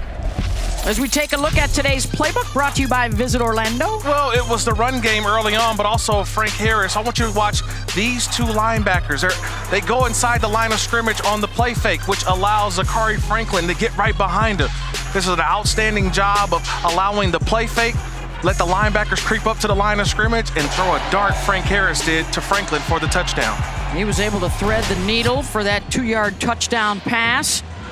And then it was Troy that got the scoring drive late. They had the interception, and then, unfortunately for the Trojans, they threw their own pick in the end zone, as it was the UTSA defense that came up with the big stop to hold on to the lead into the locker room. Roadrunners are set to receive the kick here to open up the second half. And, well, it was look at that, 66. Nothing to write home about for either offense. Each side had a couple of turnovers. Well, I think this is the more, I guess, the most evenly matched football game of the bowl season. When you think about two conference champions, the Sun Belt champion versus the Conference USA champion, teams very similar in stature, and that's why I think the game is so close. Either team not willing to just give anything up. And the first quirky play of bowl season, we had the pick fumble play, an interception, and then a fumble recovery. Troy set to boot it away. Squirts down to the 30 off the kneecaps of one of the up guys. That was Caden Holt, who was able to get on it. And that's where Frank Harris and the offense will try and crank it up as we check in with Stormy. Well, Beth, for this Troy team, they were able to get some points off the board, capitalizing on UTSA's defensive penalties. But when I spoke to John Sumrall coming out of the gate, he said in order for our offense to get a spark, we have to play more consistent and obviously protect our passer. But his message to his group in the locker room was that we've been here before. He said we've been down and shut out at halftime going into the second half and eventually winning those games. We're comfortable in this type of a situation. So he felt confident with his group coming out here in the second half. Yeah, both these clubs riding 10-game winning streaks into this bowl today. Only Michigan and Georgia have had better winning runs. And for both sides, Kirk, there have been plenty of close games. In fact, 6 one-score games for both of these teams. And they have been 5-1 in those close calls. It's about finishing. And I know Troy wants to get that one off of theirs. That one was earlier in the season versus App State, the Hail Mary they want to forget about. Harris will step up. And he'll run for the first down out across the 40. Reddy Stewart with the stop. Once again, the reminder here, it's a UTSA offense that averages 39 points per game against a Troy defense that only gives up 2 touchdowns a night.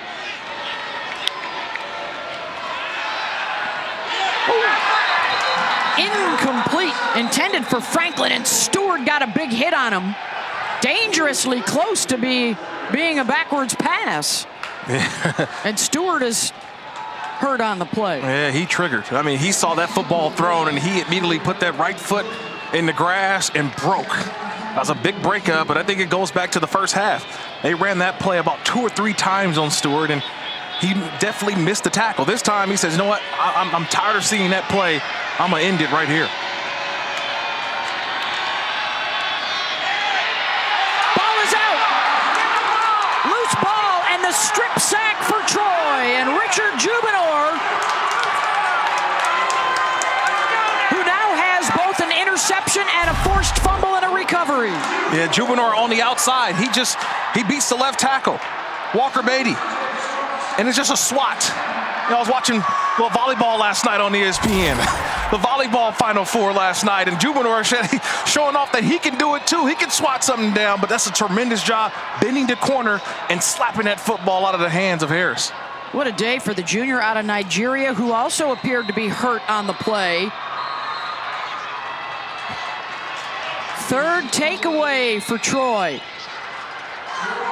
They gave it right back at the end of the second quarter. Now can they cash one in and grab the lead?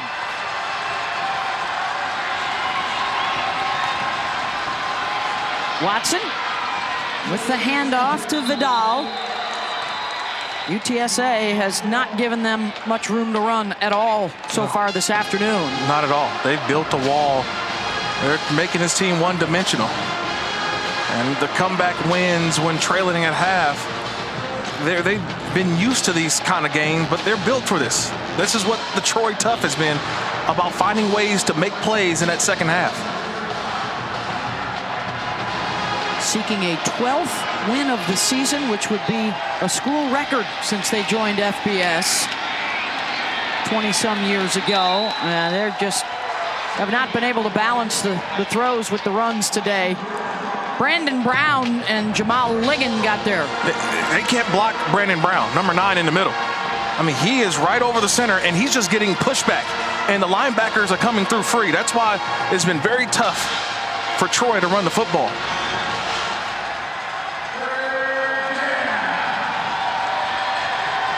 Third down and 12.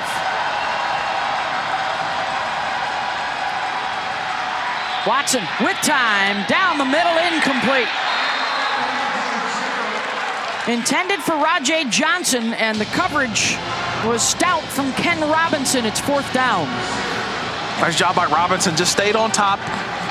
And when the ball is delivered, he threw it, but the offense is going to stay on the field for Troy. Yeah, they're going to go for it here on 4th down.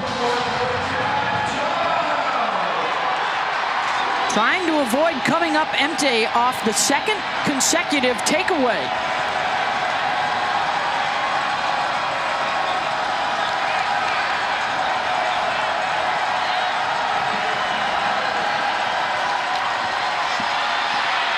Four-man pressure. Watson buying some time. Downfield inside the 10-yard line. Incomplete. And UTSA will take over on downs. Wachuku had the coverage on Johnson. Good job by the secondary, staying deep. Nobody came off their guy. Once Watson gets out of the pocket, it was about plaster. You find the nearest guy in your area and you stay on to the whistle blown. Once that whistle's blown, you've done your job. A tremendous job. See that 3 Roadrunners right there by the receiver? Look a guy up, hook up, get the stop. UTSA coming back with the football.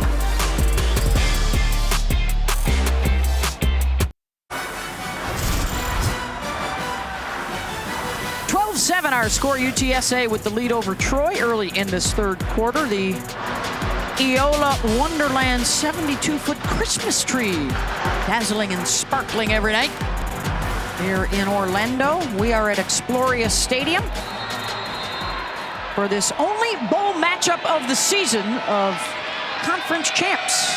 The Conference USA and the Sun Belt, and a breakaway for Ivorian Barnes and a first down for UTSA. Vision. The young redshirt freshman showing it off right there, getting behind his pads and finding the open grass for the big gain. Richard Jubinor, who has the interception and the strip sack, is not out there. He got hurt on that last play defensively for Troy. Harris looking to ignite this high-powered attack that has been held in check thus far. Short gain for Carpenter on the end around. It's funny you bring up Jubinor, and he's out of the game just for a little bit of time. And 2 plays in a row, they go right to his side, right? He's on that right end for Troy. And 2 plays in a row, UTSA goes right at his backup.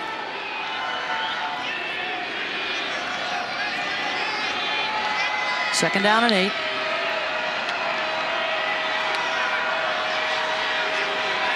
A bunch trips to the left and throw the opposite way out on the perimeter. It's Ogle Kellogg down to the 42 and a first down, gain of 9. Nice little wrinkle there by UTSA. They get all the attention, all the action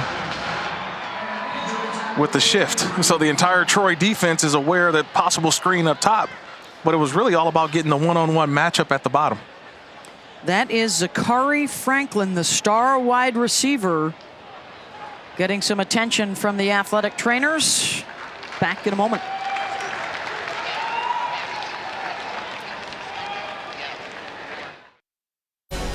The Duluth Trading Cure Bowl is brought to you by Visit Orlando. Give the gift of memories this holiday season. Plan your vacation at visitorlando.com. And Capital One, what's in your wallet? Now downtown Orlando turning pink this morning with the annual March to Cure Parade, honoring local cancer thrivers. For the Duluth Trading Cure Bowl, UTSA, 12 years of existence. They're looking for their first bowl win ever. And Troy looking for a 5th straight as both sides collide. Winners of their last 10 games to get here and winning their conference championships. Ivorian Barnes on the carry for the Roadrunners and Coach Jeff Traylor, the Conference USA Coach of the Year, as they get set to move to the American Athletic Conference next season. So much going on the field and around this program. And our condolences to Jeff and his family, the loss of his father, Billy, on Monday, who passed away. And after a first down throw, is this a strip for Troy to get the turnover? Yeah, it was forward progress already stopped. And it seemed that the official were already calling the play dead. But if they let it play on, that's a fumble going over to Troy. Ruling on the field is a fumble deep. Troy. So interceptions and strip sacks, and now the fumble recovery. Keyshawn Swanson taking it away from Cardenas. That's just will and want to, just getting the hand in there. You know, I like to call it the old lawnmower, right, Beth? Start that lawnmower, get your hand in it, and just rip it out. That's a tremendous job by Troy. And Cardenas trying not to go down, but so many guys around you with Troy playing all the way to the whistle, getting the football back.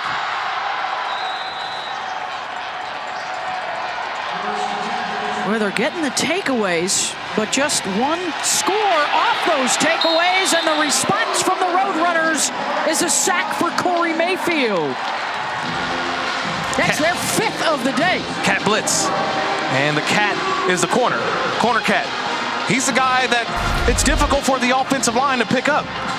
They're seeing the guys at the line of scrimmage, but when you got a corner coming from all the way out there outside the hash marks, that's a long way to go, but no one picks him up. That's an easy sack. The defenses, which dominated the first half, well, it's carried over into the second. Well, it's like you get they get the fumble recovery. Troy does, right? 2 steps forward, and then the first play of the drive, they get sacked. Just the 2 steps back.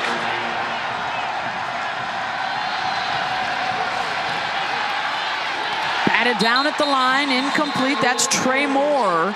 This Troy offense, I mean, they've had possessions that actually started in Roadrunner territory that they just could not get it rolling. Do you consider a move to Jarrett Nagy at some point at quarterback? I mean, I know it's not all on Watson. Yeah, but they need some sort of spark. They need a spark, but the spark defensively has been number 31, Trey Moore for UTSA. The freshman All-American putting on a show right now. That time didn't get to the quarterback, but got a hand up. Watson just 4 of 13 for 45 yards. 1 for his last 7 with 2 picks. 4-man pressure, checks it down. And it's 4th down after the completion to Michael Weiss. And the punting unit will come on. So Troy gets the turnover, and then UTSA gets the 3 and out. Yep. It's been that type of game. It's just hard to get points off these turnovers. 2 stingy defenses today. I think, what is it now? 6 total turnovers and just 7 points for both teams. Nagy looks on. The senior from Lubbock has played in 7 games this year. Carpenter with the fair catch at the 26 after a 47-yard boot from Rivers. Still a 1-score game, 9-10 to go in the 3rd.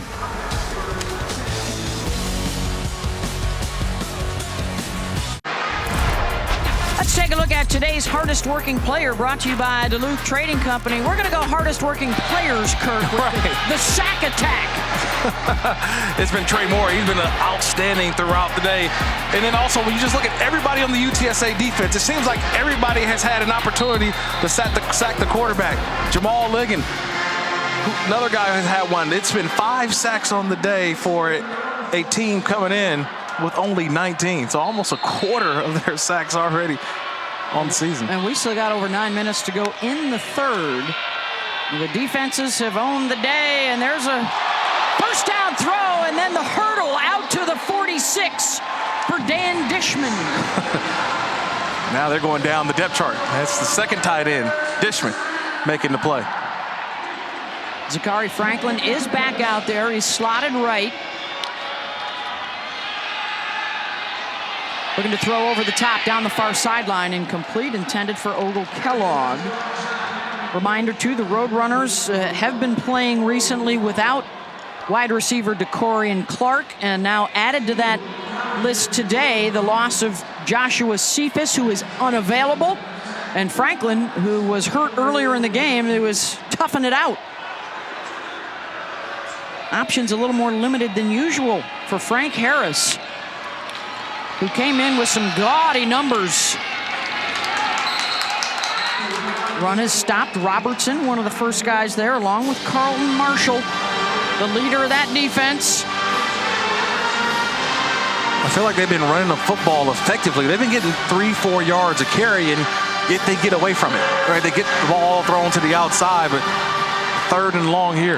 Jubinor is back in there defensively on the right edge. Marshall directing traffic. He's screaming at his guys to get in the right spot.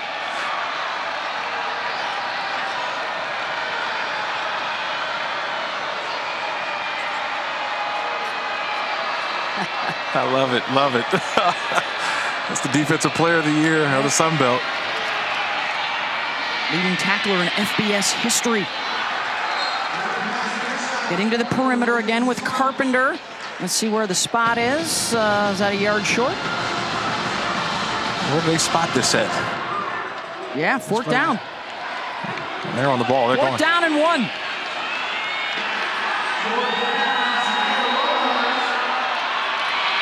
The quick snack and the sneak behind Davis and Almaraz.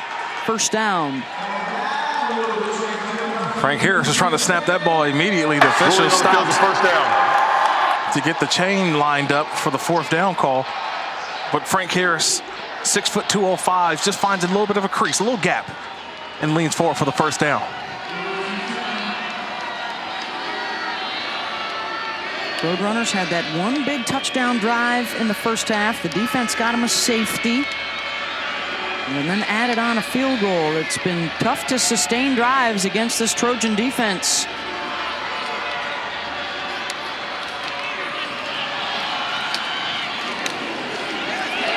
Staying on his feet. is Barnes.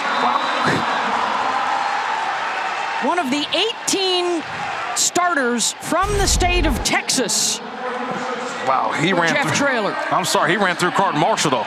That's the leading tackler in FBS, and he's right there for the tackle. But Barnes keeping those feet moving. Slinging it across the middle, inside the 15 is Carpenter. As Harris is able to connect, and they're back in the red zone. Another contested catch. You've got to finish the catch with these two teams, right? It seems like the receivers, until that referee blows the whistle and it's dead, you don't know if it's a completion. It's been a tough job for the receivers to haul in the football because of these cornerbacks playing all the way through to the end. Gain of 22. Their best pass play of the day as the drive now approaches 3 minutes, the 8th play of this drive. Back to the ground. Barnes got his head down, but there were 3 Trojans there waiting for him, led by TJ Harris.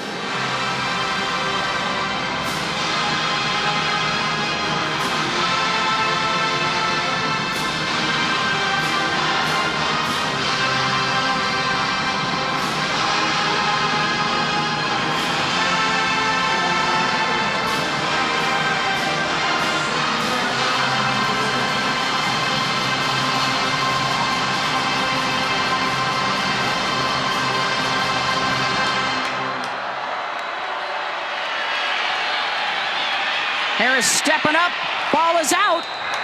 Incomplete. Javon Solomon got a hold of the jersey. No foul for intention ground. 15 of the offense's in the area. Incomplete pass. 3rd down. That's a heady play by Frank Harris, just getting the ball off. It's a good rush on the outside. It forced Harris to have to step up, and once he stepped up, he was trying to find Franklin.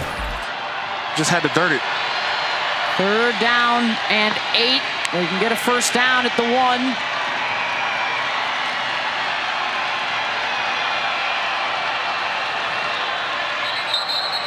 Timeout called by UTSA. UTSA will take their first charge timeout of the half. 30 seconds. Tis the season for more bowl games. We've got 4 more for you tomorrow on ESPN and the app. We start in Boston, Cincinnati, Louisville, then take you all the way through North Texas and Boise State tomorrow. Bowl season underway. 40 of them on the ESPN networks. The opening day today. Congratulations to UAB, a winner over Miami of Ohio earlier, as they win the hometown lenders Bahamas Bowl. Jermaine Brown, a couple of 4th quarter rushing touchdowns and a 24-20 win. UTSA trying to make this a 2-score game against a Troy offense that has been held to just 62 yards today. 3rd down and 8.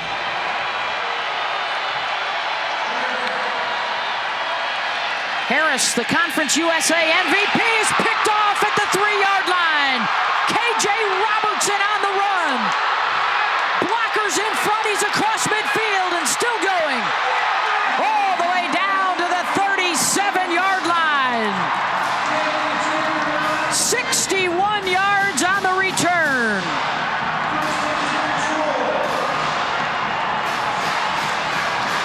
KJ Robertson just looked at the eyes of Frank Harris. He's in his zone drop as a linebacker. And when you're playing zone as a linebacker, your eyes have to be on the quarterback's eyes. Let the quarterback take you to the football. That's exactly what happened. Frank Harris is in the pocket, and he's staring down where he wants to go. Watch number 7. See, he's looking at the quarterback, and that ball's right there. Just watching the quarterback's eyes as he tried to get the ball to Cardenas. Cardenas, the tight end, but a good job by the linebacker reading the quarterback's eyes and grabbing the interception. That is 4 straight possessions for the Troy defense with a takeaway. An interception, a fumble recovery, another fumble recovery, and now another pick. They have yet to cash one of those in. Will this be the one? There are 2 flags down on the field at each 40-yard line. It's just been the blocking post the interception, right? Or post turnover for Troy. For a blindside block during the turn. After the play, personal foul, late hit, UTSA, number 9. That 15-yard penalty added to the return. First down, Troy. Oh, so that's both teams now with a bad personal foul penalty after the play. That's Cardenas. And Troy will be set up even better. All the way down to the 22-yard line. Man, what a change of events. You mentioned it. They were going in to take a 2-score lead. You had a field goal in your back pocket. The interception now takes the ball for Troy, and now they've got the opportunity to take the lead in this football game. Again, they make it a 14-point swing. This will be the 4th time they have started in UTSA territory with just 1 score to show for it. Gunnar Watson has Kamani Vidal and the tight end Lewis in the backfield.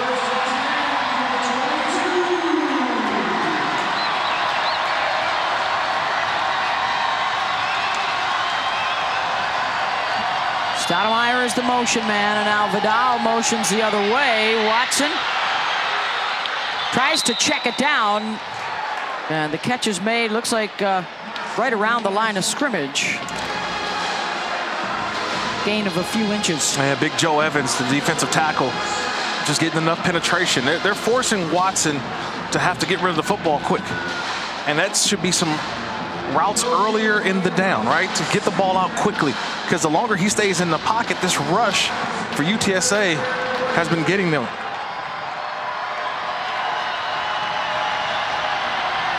Second and 9. Out to the edge, Stoudemire.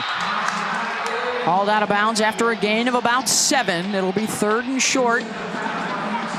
Actually, they're going to say he's out back at the 16-yard line, so 3rd and 4. I like that quick, decisive throw, right? You see you got the outside, just throw it, let your receiver go make a play. On 3rd downs today, 9 snaps for a total of 2 yards. They have converted just 1 3rd down. Looking to change the script. We're going to run for it. Close, and they've got it. Vidal gets 1 extra yard, 1st down. They overloaded the left side and just let Vidal go find it. Nice vision. Went right, came back left, and found the weakness in the defense for the 1st. We'll go with an extra O-lineman here. Derek Graham wearing the number 40 jersey on the right side of the line.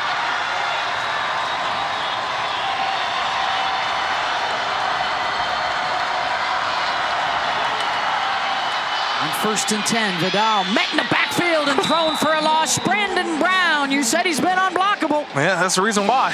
He's in the backfield, causing havoc. Watch the big man move, 6'2", 305, just a sophomore.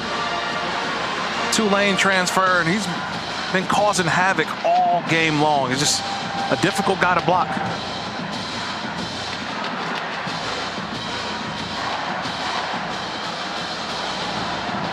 Second down and 11.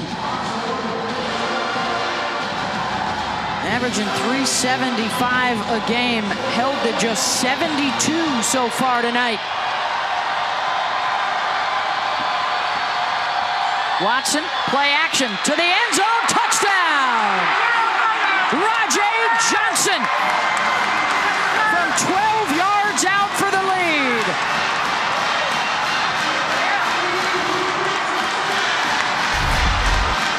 This is Gunnar Watson's best throw of the night. He's going to thread the needle. You can't cover it any better if you're Mayfield, the corner. He's right there on it, but the ball's already delivered. That's an outstanding throw that Johnson's able to haul in. Gunnar Watson's best throw of the night.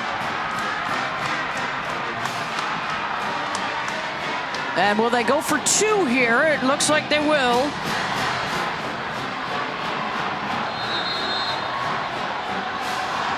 They fell behind 12-0 and now have come all the way back for the lead. Led by their defense and repeated takeaways. And now a huge throw for Gunnar Watson, the 12-yard TD pass to Rajay Johnson. And here comes the conversion. Watson, end zone, catch is made, touchdown, or the 2-point conversion is good as the receiver was falling out of the end zone. Clayton Allendike. Wow. Did he break the plane and stay in? Yeah, I thought he caught the football right at the plane. And the ball was over when he maintained possession. That's going to stand. That's a 2-point conversion. And what a Uncle Momentum is on the side of Troy.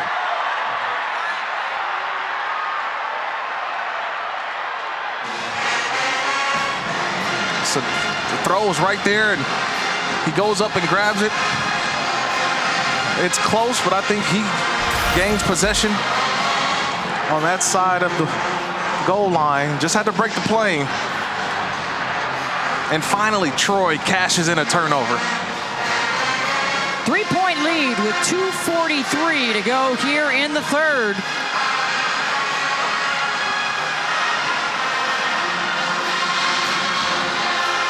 And a big test coming for star quarterback Frank Harris, who has thrown a couple of interceptions here today.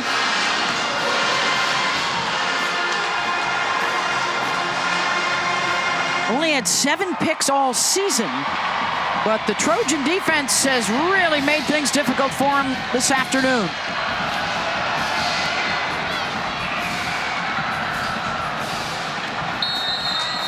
Now let's take a look at today's clutch delivery, brought to you by Chipotle. Well, it's just the interception. KJ Robertson right there reading the eyes of Frank Harris. Gets the interception. But it's what you do with it after you get the interception, right? You put it all the way down, and Gunnar Watson's best throw of the night, a dart to Johnson for the touchdown. And instead of a 14-point turnaround, it ends up being a 15-point turnaround, because that pick came inside the 5, and the Trojans took it all the way down for the score. Watson to Johnson. And now how do the Roadrunners respond? Barnes taken down by Marshall. Frank Harris came in top 10 in the country in completion percentage, total yards, passing touchdowns. Not the numbers yet that he's accustomed to. Yeah, he only had 7 interceptions coming into this game, and he's got 2 tonight. Out to the edge through the hands of Barnes, and it's 3rd down. TJ Harris on the coverage. And Barnes was trying to run before he got the football. He's trying to make a move. You got to secure the football first before you try to take off. But another 3rd and long. UTSA, this is where the defense for Troy in the second half has shown them different looks. They played more zone. They haven't brought pressure. They've brought zone and allowed the 4-man rush to take over.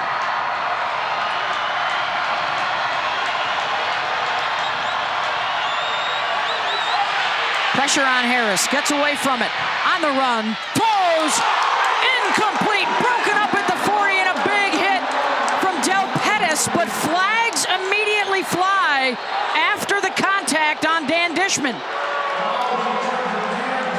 Dishman, I think he's defenseless in this manner, and Del Pettis with the launch. So it's a big hit, but here's the launch. But that's just a good football play. That's all shoulder, it looks like. I would agree that looks like it's all shoulder of the receiver. Officials coming together. That looks like a clean football play. He had to climb the ladder on Dishman, who goes 6'5", 235. Pettis, who's already got the forced fumble and fumble recovery. Defense, number 31. Under further review. And they will look at that. Yeah, I assume that they would. Because you got different elements here in terms of targeting. Big hit to knock the ball away from Dishman. But the ruling on the field is a targeting penalty. I agree, Kirk. I do not see it there. Yeah, but when you look at the targeting rules, right, are we saying that the player is defenseless? That's number one. And I think Dishman is defenseless. But then what's the act? Is this the attack of the head or neck area? I just keep looking at it more and more. I just think it's a good football play.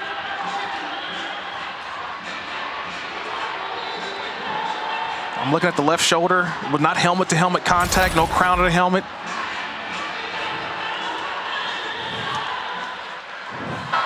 After further review, there is no foul for targeting. Incomplete pass, fourth down. So it's fourth down. No targeting, no personal foul, nothing. That's just a good, clean football play.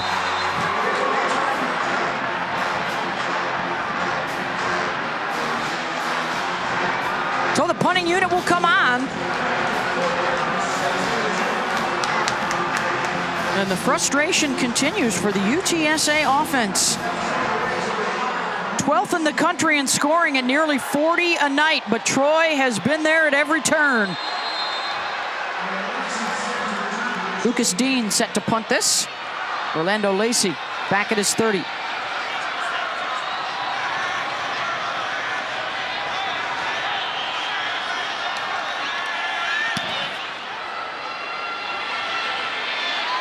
Lacey on the run with a fair catch. Down around the 20-yard line, a 52-yard punt. Bowl season continues tomorrow on ABC, and we'll get things going at noon Eastern. It's a triple header for you, beginning with the Cricket Celebration Bowl, then the Jimmy Kimmel LA Bowl presented by Stiefel, and then the New Mexico Bowl tomorrow night on ABC, all a part of Capital One Bowl Mania. Here's a look at what's going on around the coaching carousel. Of course, Deion Sanders to Colorado, Luke Fickell from Cincinnati to Wisconsin, Matt Rule back in the college ranks, Hugh Freeze back in the SEC. And then Jeff Brown back at Louisville, Satterfield moving on to Cincy. DK Billingsley with the carry. Stormy. That there is an intense desire. Jake Andrews, one of the offensive linemen for Troy, reiterated exactly what that they've been here and UTSA hasn't. He said, this is our game. They don't want to play hard like we want to play hard. Go own this. Thank you, Stormy. 1:20 to go in the third. Watson with the completion out across the 25 to Allendike. And it'll bring up third down after the gain of 6.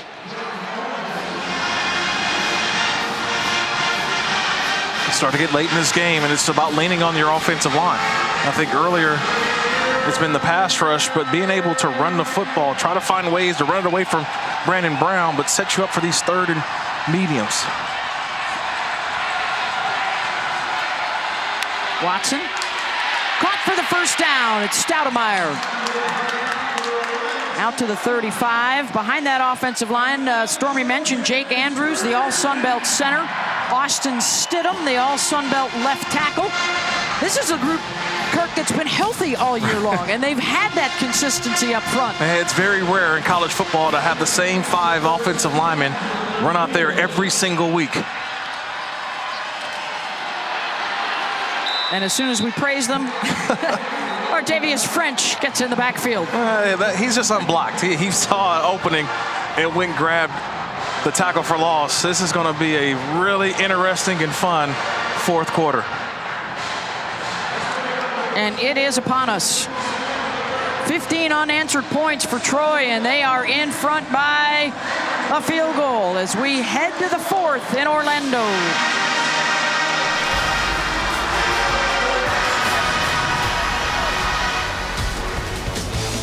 Welcome back to the Duluth Trading Cure Bowl as part of Capital One Bowl Mania. Opening day of bowl season, and over at the Kennedy Space Center, the SpaceX rocket launch tonight. Nice. Getting a glimpse of it from over here in Orlando. Getting set to start the fourth quarter, and a 3-point Troy lead, all 15 of those points off of turnovers. But after the passing of former Troy offensive line coach John Schlarman, the team dedicated the offensive line room at Troy in his honor in October. His whole family was in attendance. John began his collegiate coaching career at Troy and was diagnosed with cancer in the summer of 2018.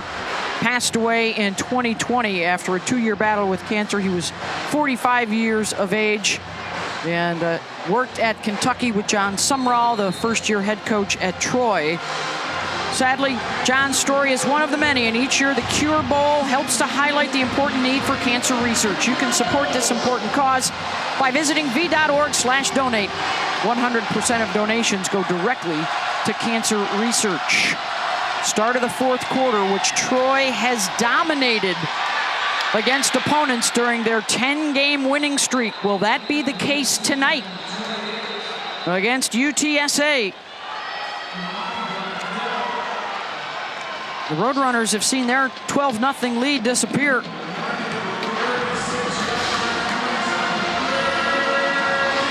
Third down and 8.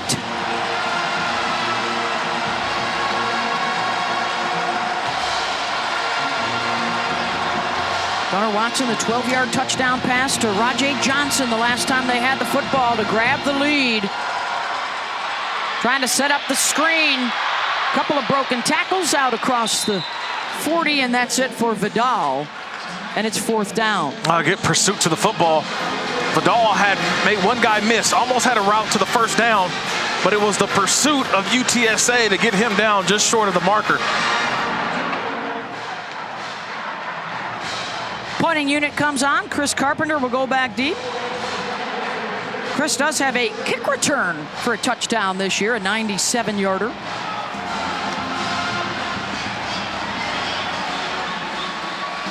On fourth down and 2, the fake. They'll go for it, and they'll get it. Vidal. First down, Trojans.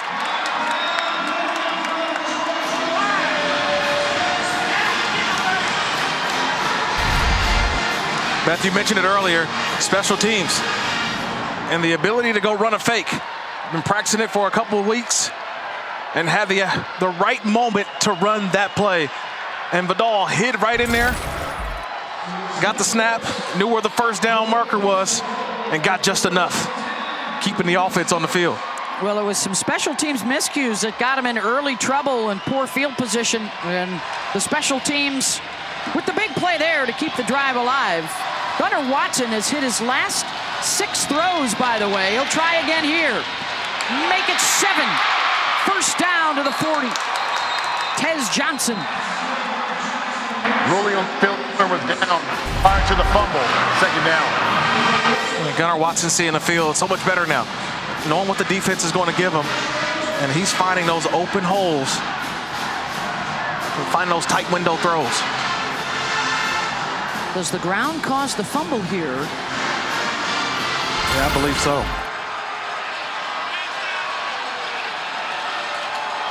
Poor snap. Watson's got to just fall on it. That's the second time he and Andrews have disconnected. You mentioned earlier it was a miscommunication and the ball was snapped and it sailed out the back of the end zone. This time just a low snap. But I don't blame Jake Andrews.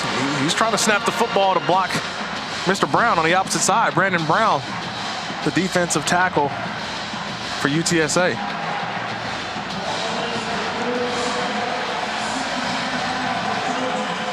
Second down and 16 after the loss. Billingsley's in at tailback. Watson caught inside the 35. Tez Johnson, and it's a manageable 3rd down. Gain of 14 there. Here's what we were referencing with the Trojans and their success in 4th quarters this year.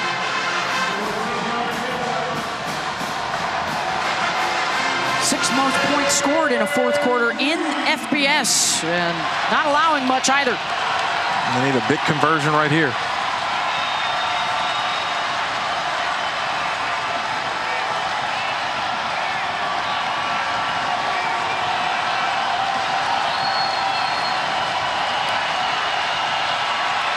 Third down and 2. Billingsley stuffed, and it's 4th down. Met by Harmonson, right in the heart of that defense. It's a nice job. They brought the overload, the extra tight ends to the right side, but watch number 1 in the middle. He sifts through and finds a nice form tackle on Billingsley. Terrific job of finding the open gap, setting up a possible 4th down. Now a flag before they even break the huddle.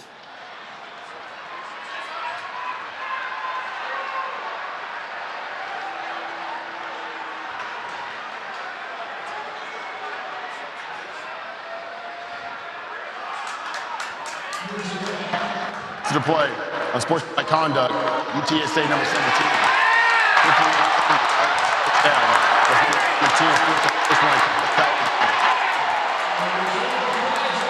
Unsportsmanlike conduct on Osiris Simon before the opponent even broke the huddle.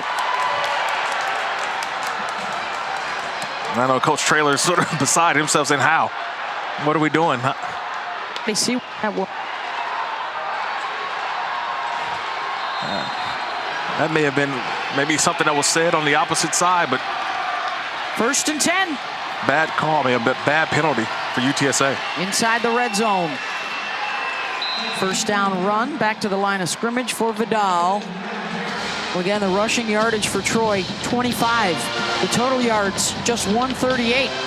But with the UTSA turnovers and giveaways, it's been enough for a 3-point lead. Ty Leonard is the injured player.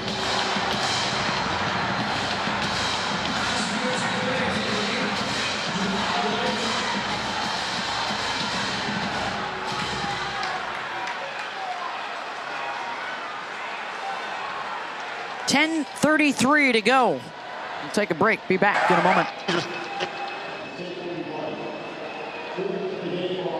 Time for today's unbeatable performance, brought to you by Xfinity, and it's been a day of takeovers for Troy. Man, the Troy defense, we knew coming in, you know, one of the top defenses all of FBS and defensive yards allowed per game, but then they've just had a turnover fest. They've been able to grab interceptions, force fumbles. There really is what kept this offense of theirs going, kept this offense moving, kick-started the offense, gave them a lot of hope. That's why they hold the lead right now. All their 15 points today for Troy have come off the turnovers that this defense has created. And their 4th quarter defense will make it difficult for UTSA. Trojans have it, 2nd and 10 on the move. Seam up the middle. Vidal working his way inside the 10.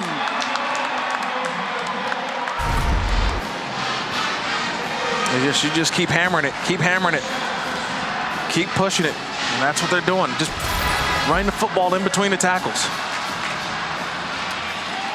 3rd down and thrown down for a loss. Dadrian Taylor quickly got into the backfield. Lost some yardage, and it's 4th down. Yeah, Dadrian Taylor on the play previous tried to strip the ball out, and that's what allowed Vidal to go forward. This time, just a blitz off the edge. Just find the open gap and go get the running back. Brooks Buse will come on for the field goal attempt.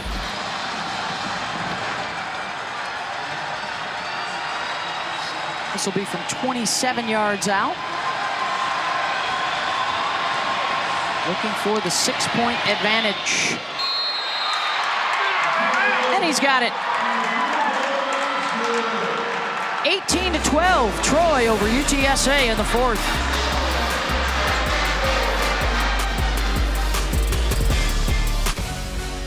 The Duluth Trading Cure Bowl is brought to you by Duluth Trading Company. Take on life with your own two hands. And TaxAct. File for less and get more. Now your longest active win streaks heading into bowl season, the two playoff teams, Georgia and Michigan. And then our two teams tonight, Troy and UTSA. Last losses for both these sides, September 17th. And they've run off 10 straight wins since. 9:18 to go to decide it. 18 unanswered points for Troy, led by a spectacular defensive effort that has forced turnover after turnover.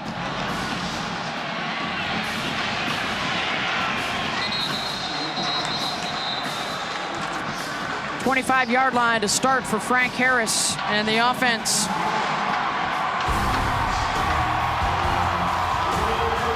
Our Week 15 Monday Night Football matchup. LA and Green Bay at 8 Eastern. Peyton and Eli are back, the Manning Cast on ESPN2. Coverage begins with Monday Night Countdown at 6 o'clock.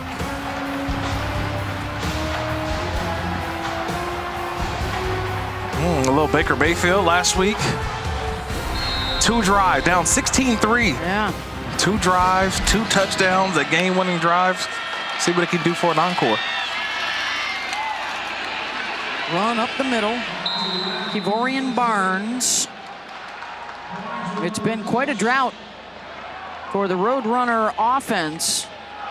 The safety in the first quarter, then a 2-yard touchdown, Harris to Franklin early in the second quarter, and the Sackett field goal midway through that second quarter. Not a whole lot of offense since.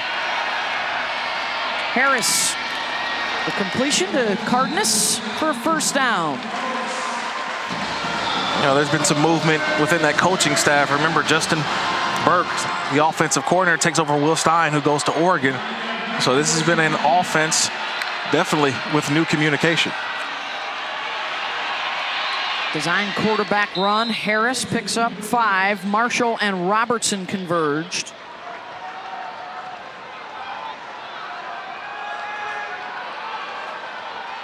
Sort of the rhythm offensively has been in the second half. First down run, and then pass on second and third down. Saw it again, run on first. See if they go with the pass or hand it back off. They'll run it. Big burst. Barnes gets the edge. Foot race inside the 25, the 10, and down to the 5-yard line. First and goal, Roadrunners. 53 yards for Barnes. It's about vision, though. It's the vision of Barnes to be able to get all the way to the backside. Everybody thought he was going front side. He cut it all the way back to the open side. Nothing but green grass and a finish. Biggest play of the game. UTSA knocking on the door. Down to the 2. Who's played every snap in the backfield due to the injuries today. What a job by the youngster. 134 yards on 22 carries. Coming off that stellar Conference USA Championship game in his first career start when he ran for $175.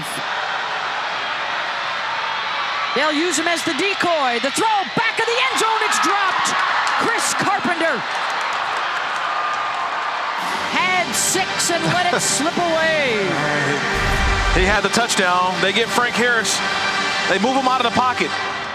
And that's a tight spiral. That's a throw. That's a touchdown. He's got to catch that. Got to help out your quarterback. Third down.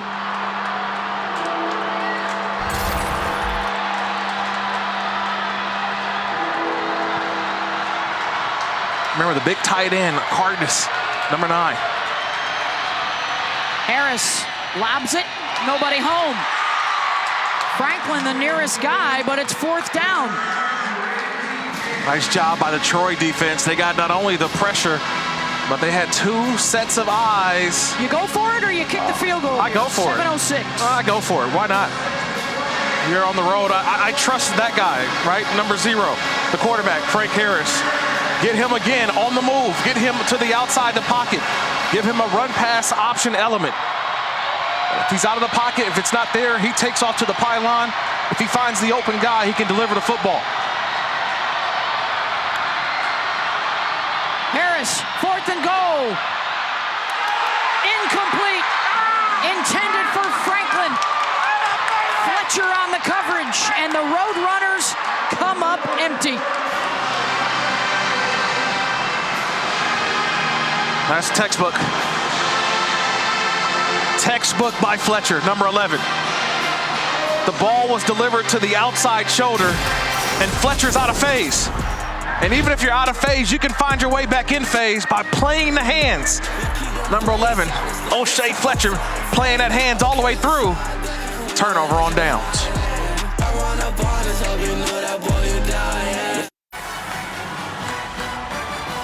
Church Street Market at Church Street Station. And there is the Duluth Trading Cure Bowl trophy.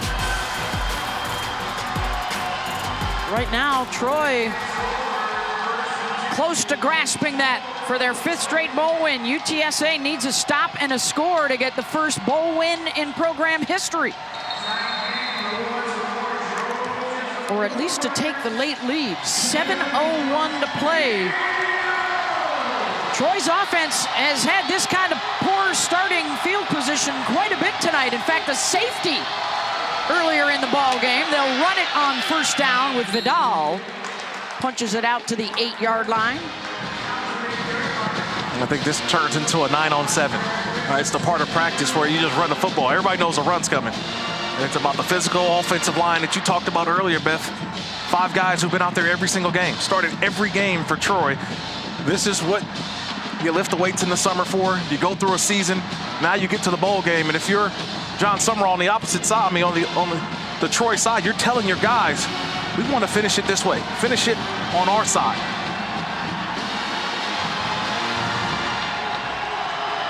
They have been averaging less than 3 yards per play. That wouldn't be enough to keep a drive alive. Plays like that will. 1st down run for Kamani Vidal. Gain of 10. Yeah. You start looking over there to your sideline, and you start showing that motion of winding, meaning do it again. Do it again, coach. Call it again. Call it again, because you start to feel that UTSA is trying to blitz some gaps, and you make one guy miss, and you turn what could be a short gain into a home run. 19 carries, 58 yards for Vidal. They, as a team, though, have only run for 47 due to all the negative yardage plays.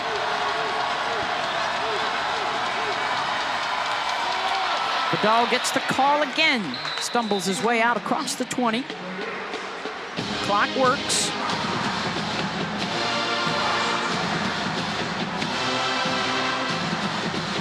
How about this? We came in talking about the UTSA offense against the Troy defense. Will it be the Troy offense that settles this late in the game with a monster possession here?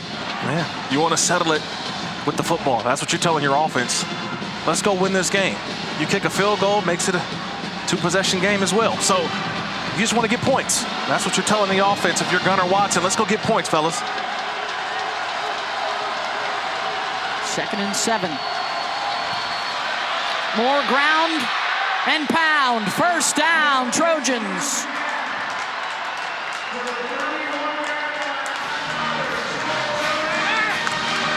Hats on hats. All right, you just get a hat. Offensive line, tight ends, block the guy in front of you. And if you're Vidal or Billingsley, the running back, you make the unblocked player for UTSA miss. And as this game gets later in the game, right, you're forcing UTSA to have to be uncomfortable and have to find ways to stop the run. Vidal with the 11-yard gain. He'll step to the side. Billingsley now in at tailback. DK for a couple more hard-earned yards. They were down 12-0, but the Trojan defense forcing turnovers and holding UTSA scoreless now for almost 2.5 quarters.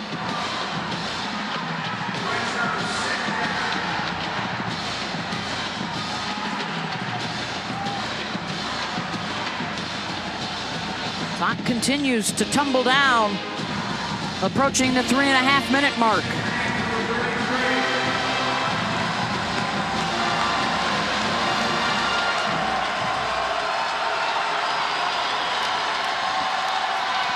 More of the run game. And this time, UTSA will force a third and about 6 or 7 here. And a timeout to stop the clock, 3:23 to go. 1 left for UTSA. They're down 6.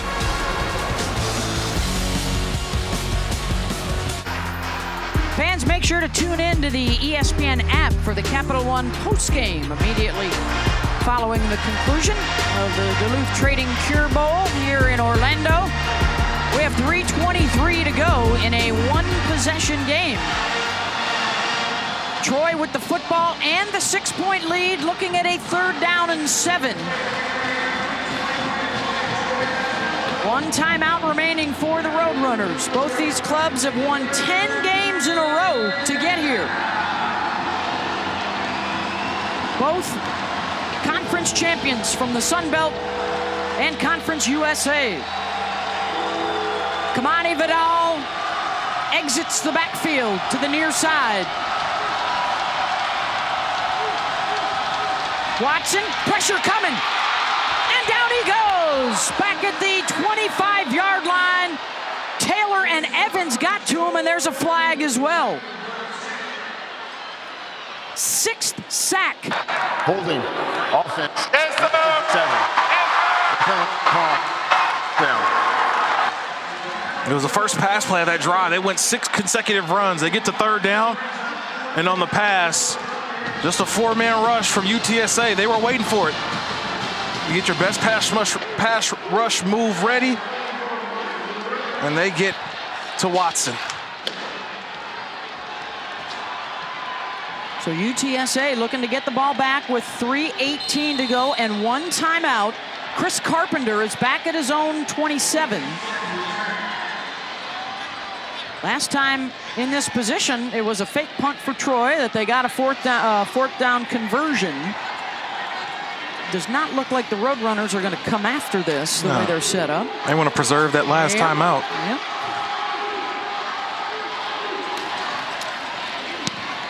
Kick is away. Carpenter will give it a go. Catches inside the 20. And out to the 30-yard line for Frank Harris, and one of the most potent offenses in college football this year. Stymied thus far. Can they get it done with 2:41 to go? Against one of the most stingy defenses in all the land that has had the upper hand so far tonight. I think this is what you ask for if you're UTSA, right?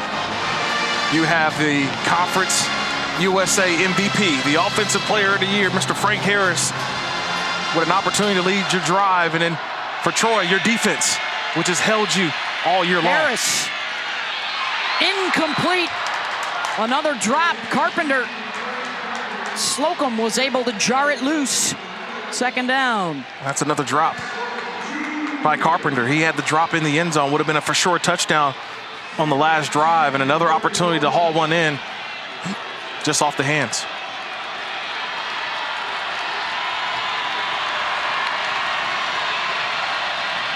Against a 3-man rush, they drop 8. Wide open down the middle. And into Troy territory is Oscar Cardenas, the tight end. 1st down, and a hookup of 26. That's Cardenas. He goes out. He doesn't make the big catches. He makes the highlight catches. When you need him most, you find number 9.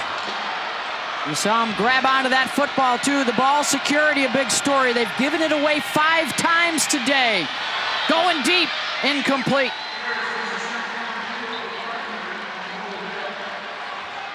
Stewart had the coverage on Carpenter. You got to remember, this is an offense without DeCorian Clark. No Josh Cephas today. And then also Zachary Franklin, your number 1 guy, is a bit banged up. So you don't really have the true number 1 receiver. So this is all on Frank Harris. Has to find the open guy. Yeah, Franklin does not have a catch in the second half.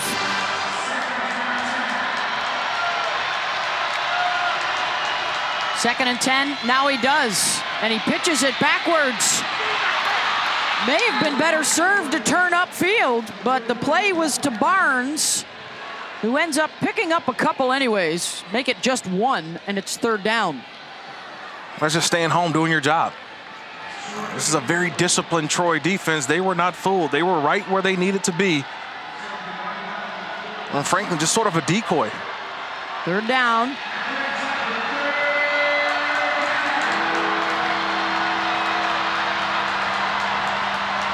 Final 2 minutes.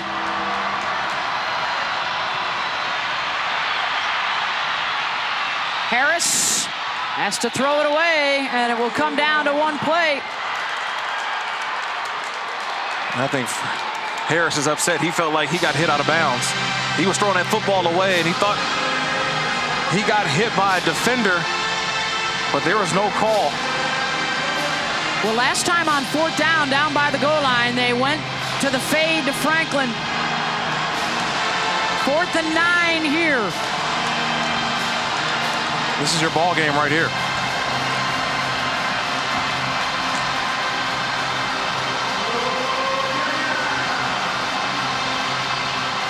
Hardness has been the guy, number 9 in the slot. Harris. Broken up at the 10-yard line. Intended for Franklin, and Stewart had the coverage. Best receiver against the best DB, and Troy wins that one. Franklin had a step. We'll watch the recovery speed by Reddy Stewart. He's there. Plays right through the hands of Franklin. Terrific job playing through the hands, knocking that ball away. And Troy ending this game how they've done so many times this season with their defense.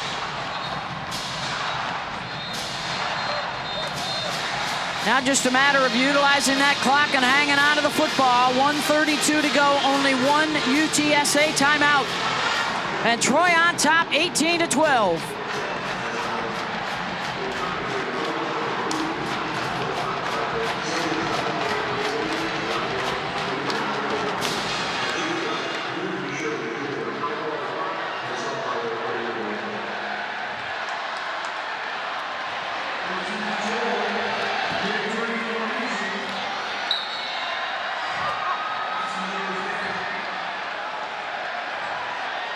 Clock will run, no timeout yet, and now a flag. Some frustration from UTSA. Let's take a look at today's Capital One player of the game. You knew it had to come from that Troy defense. It's Richard Jubinart. A sack, an interception, a forced fumble, and fumble recovery. Our player of the game. What a big game. Coaches love talking about Jubinart. Speaks, what, 5 different languages? He's a guy who they said they love having him on the ball club. Play. UTSA number 4. Yard penalty and the run. The first, number 4 was just conduct foul. Just keeps getting better and better. Was a 3rd-teamer last year in all conference. This year, a 2nd-teamer. Couple of 4th down stops late in the ball game. 5 takeaways. You know, Kamani Vidal rushed for 72 yards. The next best guy was the interception return of 61 yards by KJ Robertson. We'll take the first charge timeout to half. As we send it down to Stormy. Well, and you remember when we were talking to Troy's defensive coordinator earlier this week, and he told us that Richard Jubinart was one of the sneaky, funniest guys on the team. Well, after KJ Robertson had that interception running it back, he said, "Man, why do you always have to outdo me?" So he was showing some of his humor on the sideline today as well. And as you said, Kirk, he can speak 5 different languages, humorous in all of them, I hear.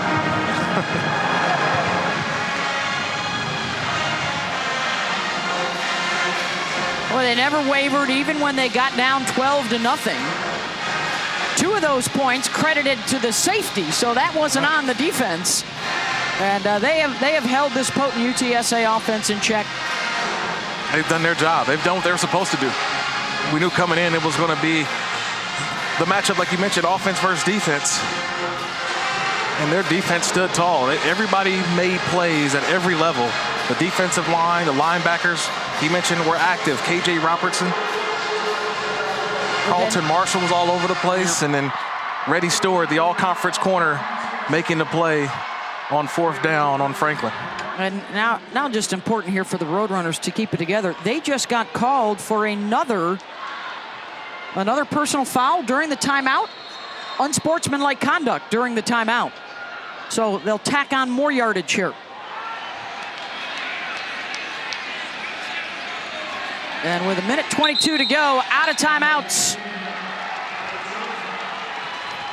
And the comeback for the Trojans, 18 unanswered points. And for the Trojans, 102 years of playing college football, they had 12-win seasons in lower levels, but since joining FBS in 2001, this is the best Trojan team.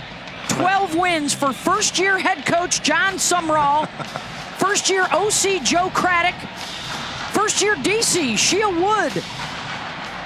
You know, he was one of the finalists for this job about 3 seasons ago for the Troy job. He didn't get it, but he said when that opportunity came back, he'd be ready for it. And you talk about a great season, the cap off. There it is. Coach gets the Gatorade shower, Gatorade bath, and their 12th win of the season.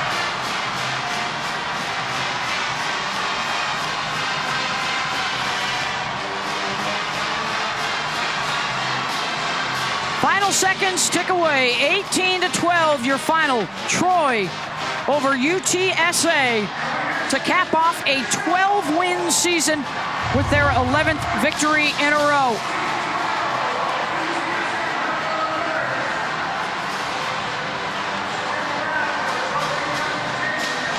For Kirk Morrison, Stormy Bonatoni, and our entire crew, I'm Beth Mullins. Thanks so much for watching. The Duluth Trading Cure Bowl champions, your Troy Trojans. Sports Center is coming up next.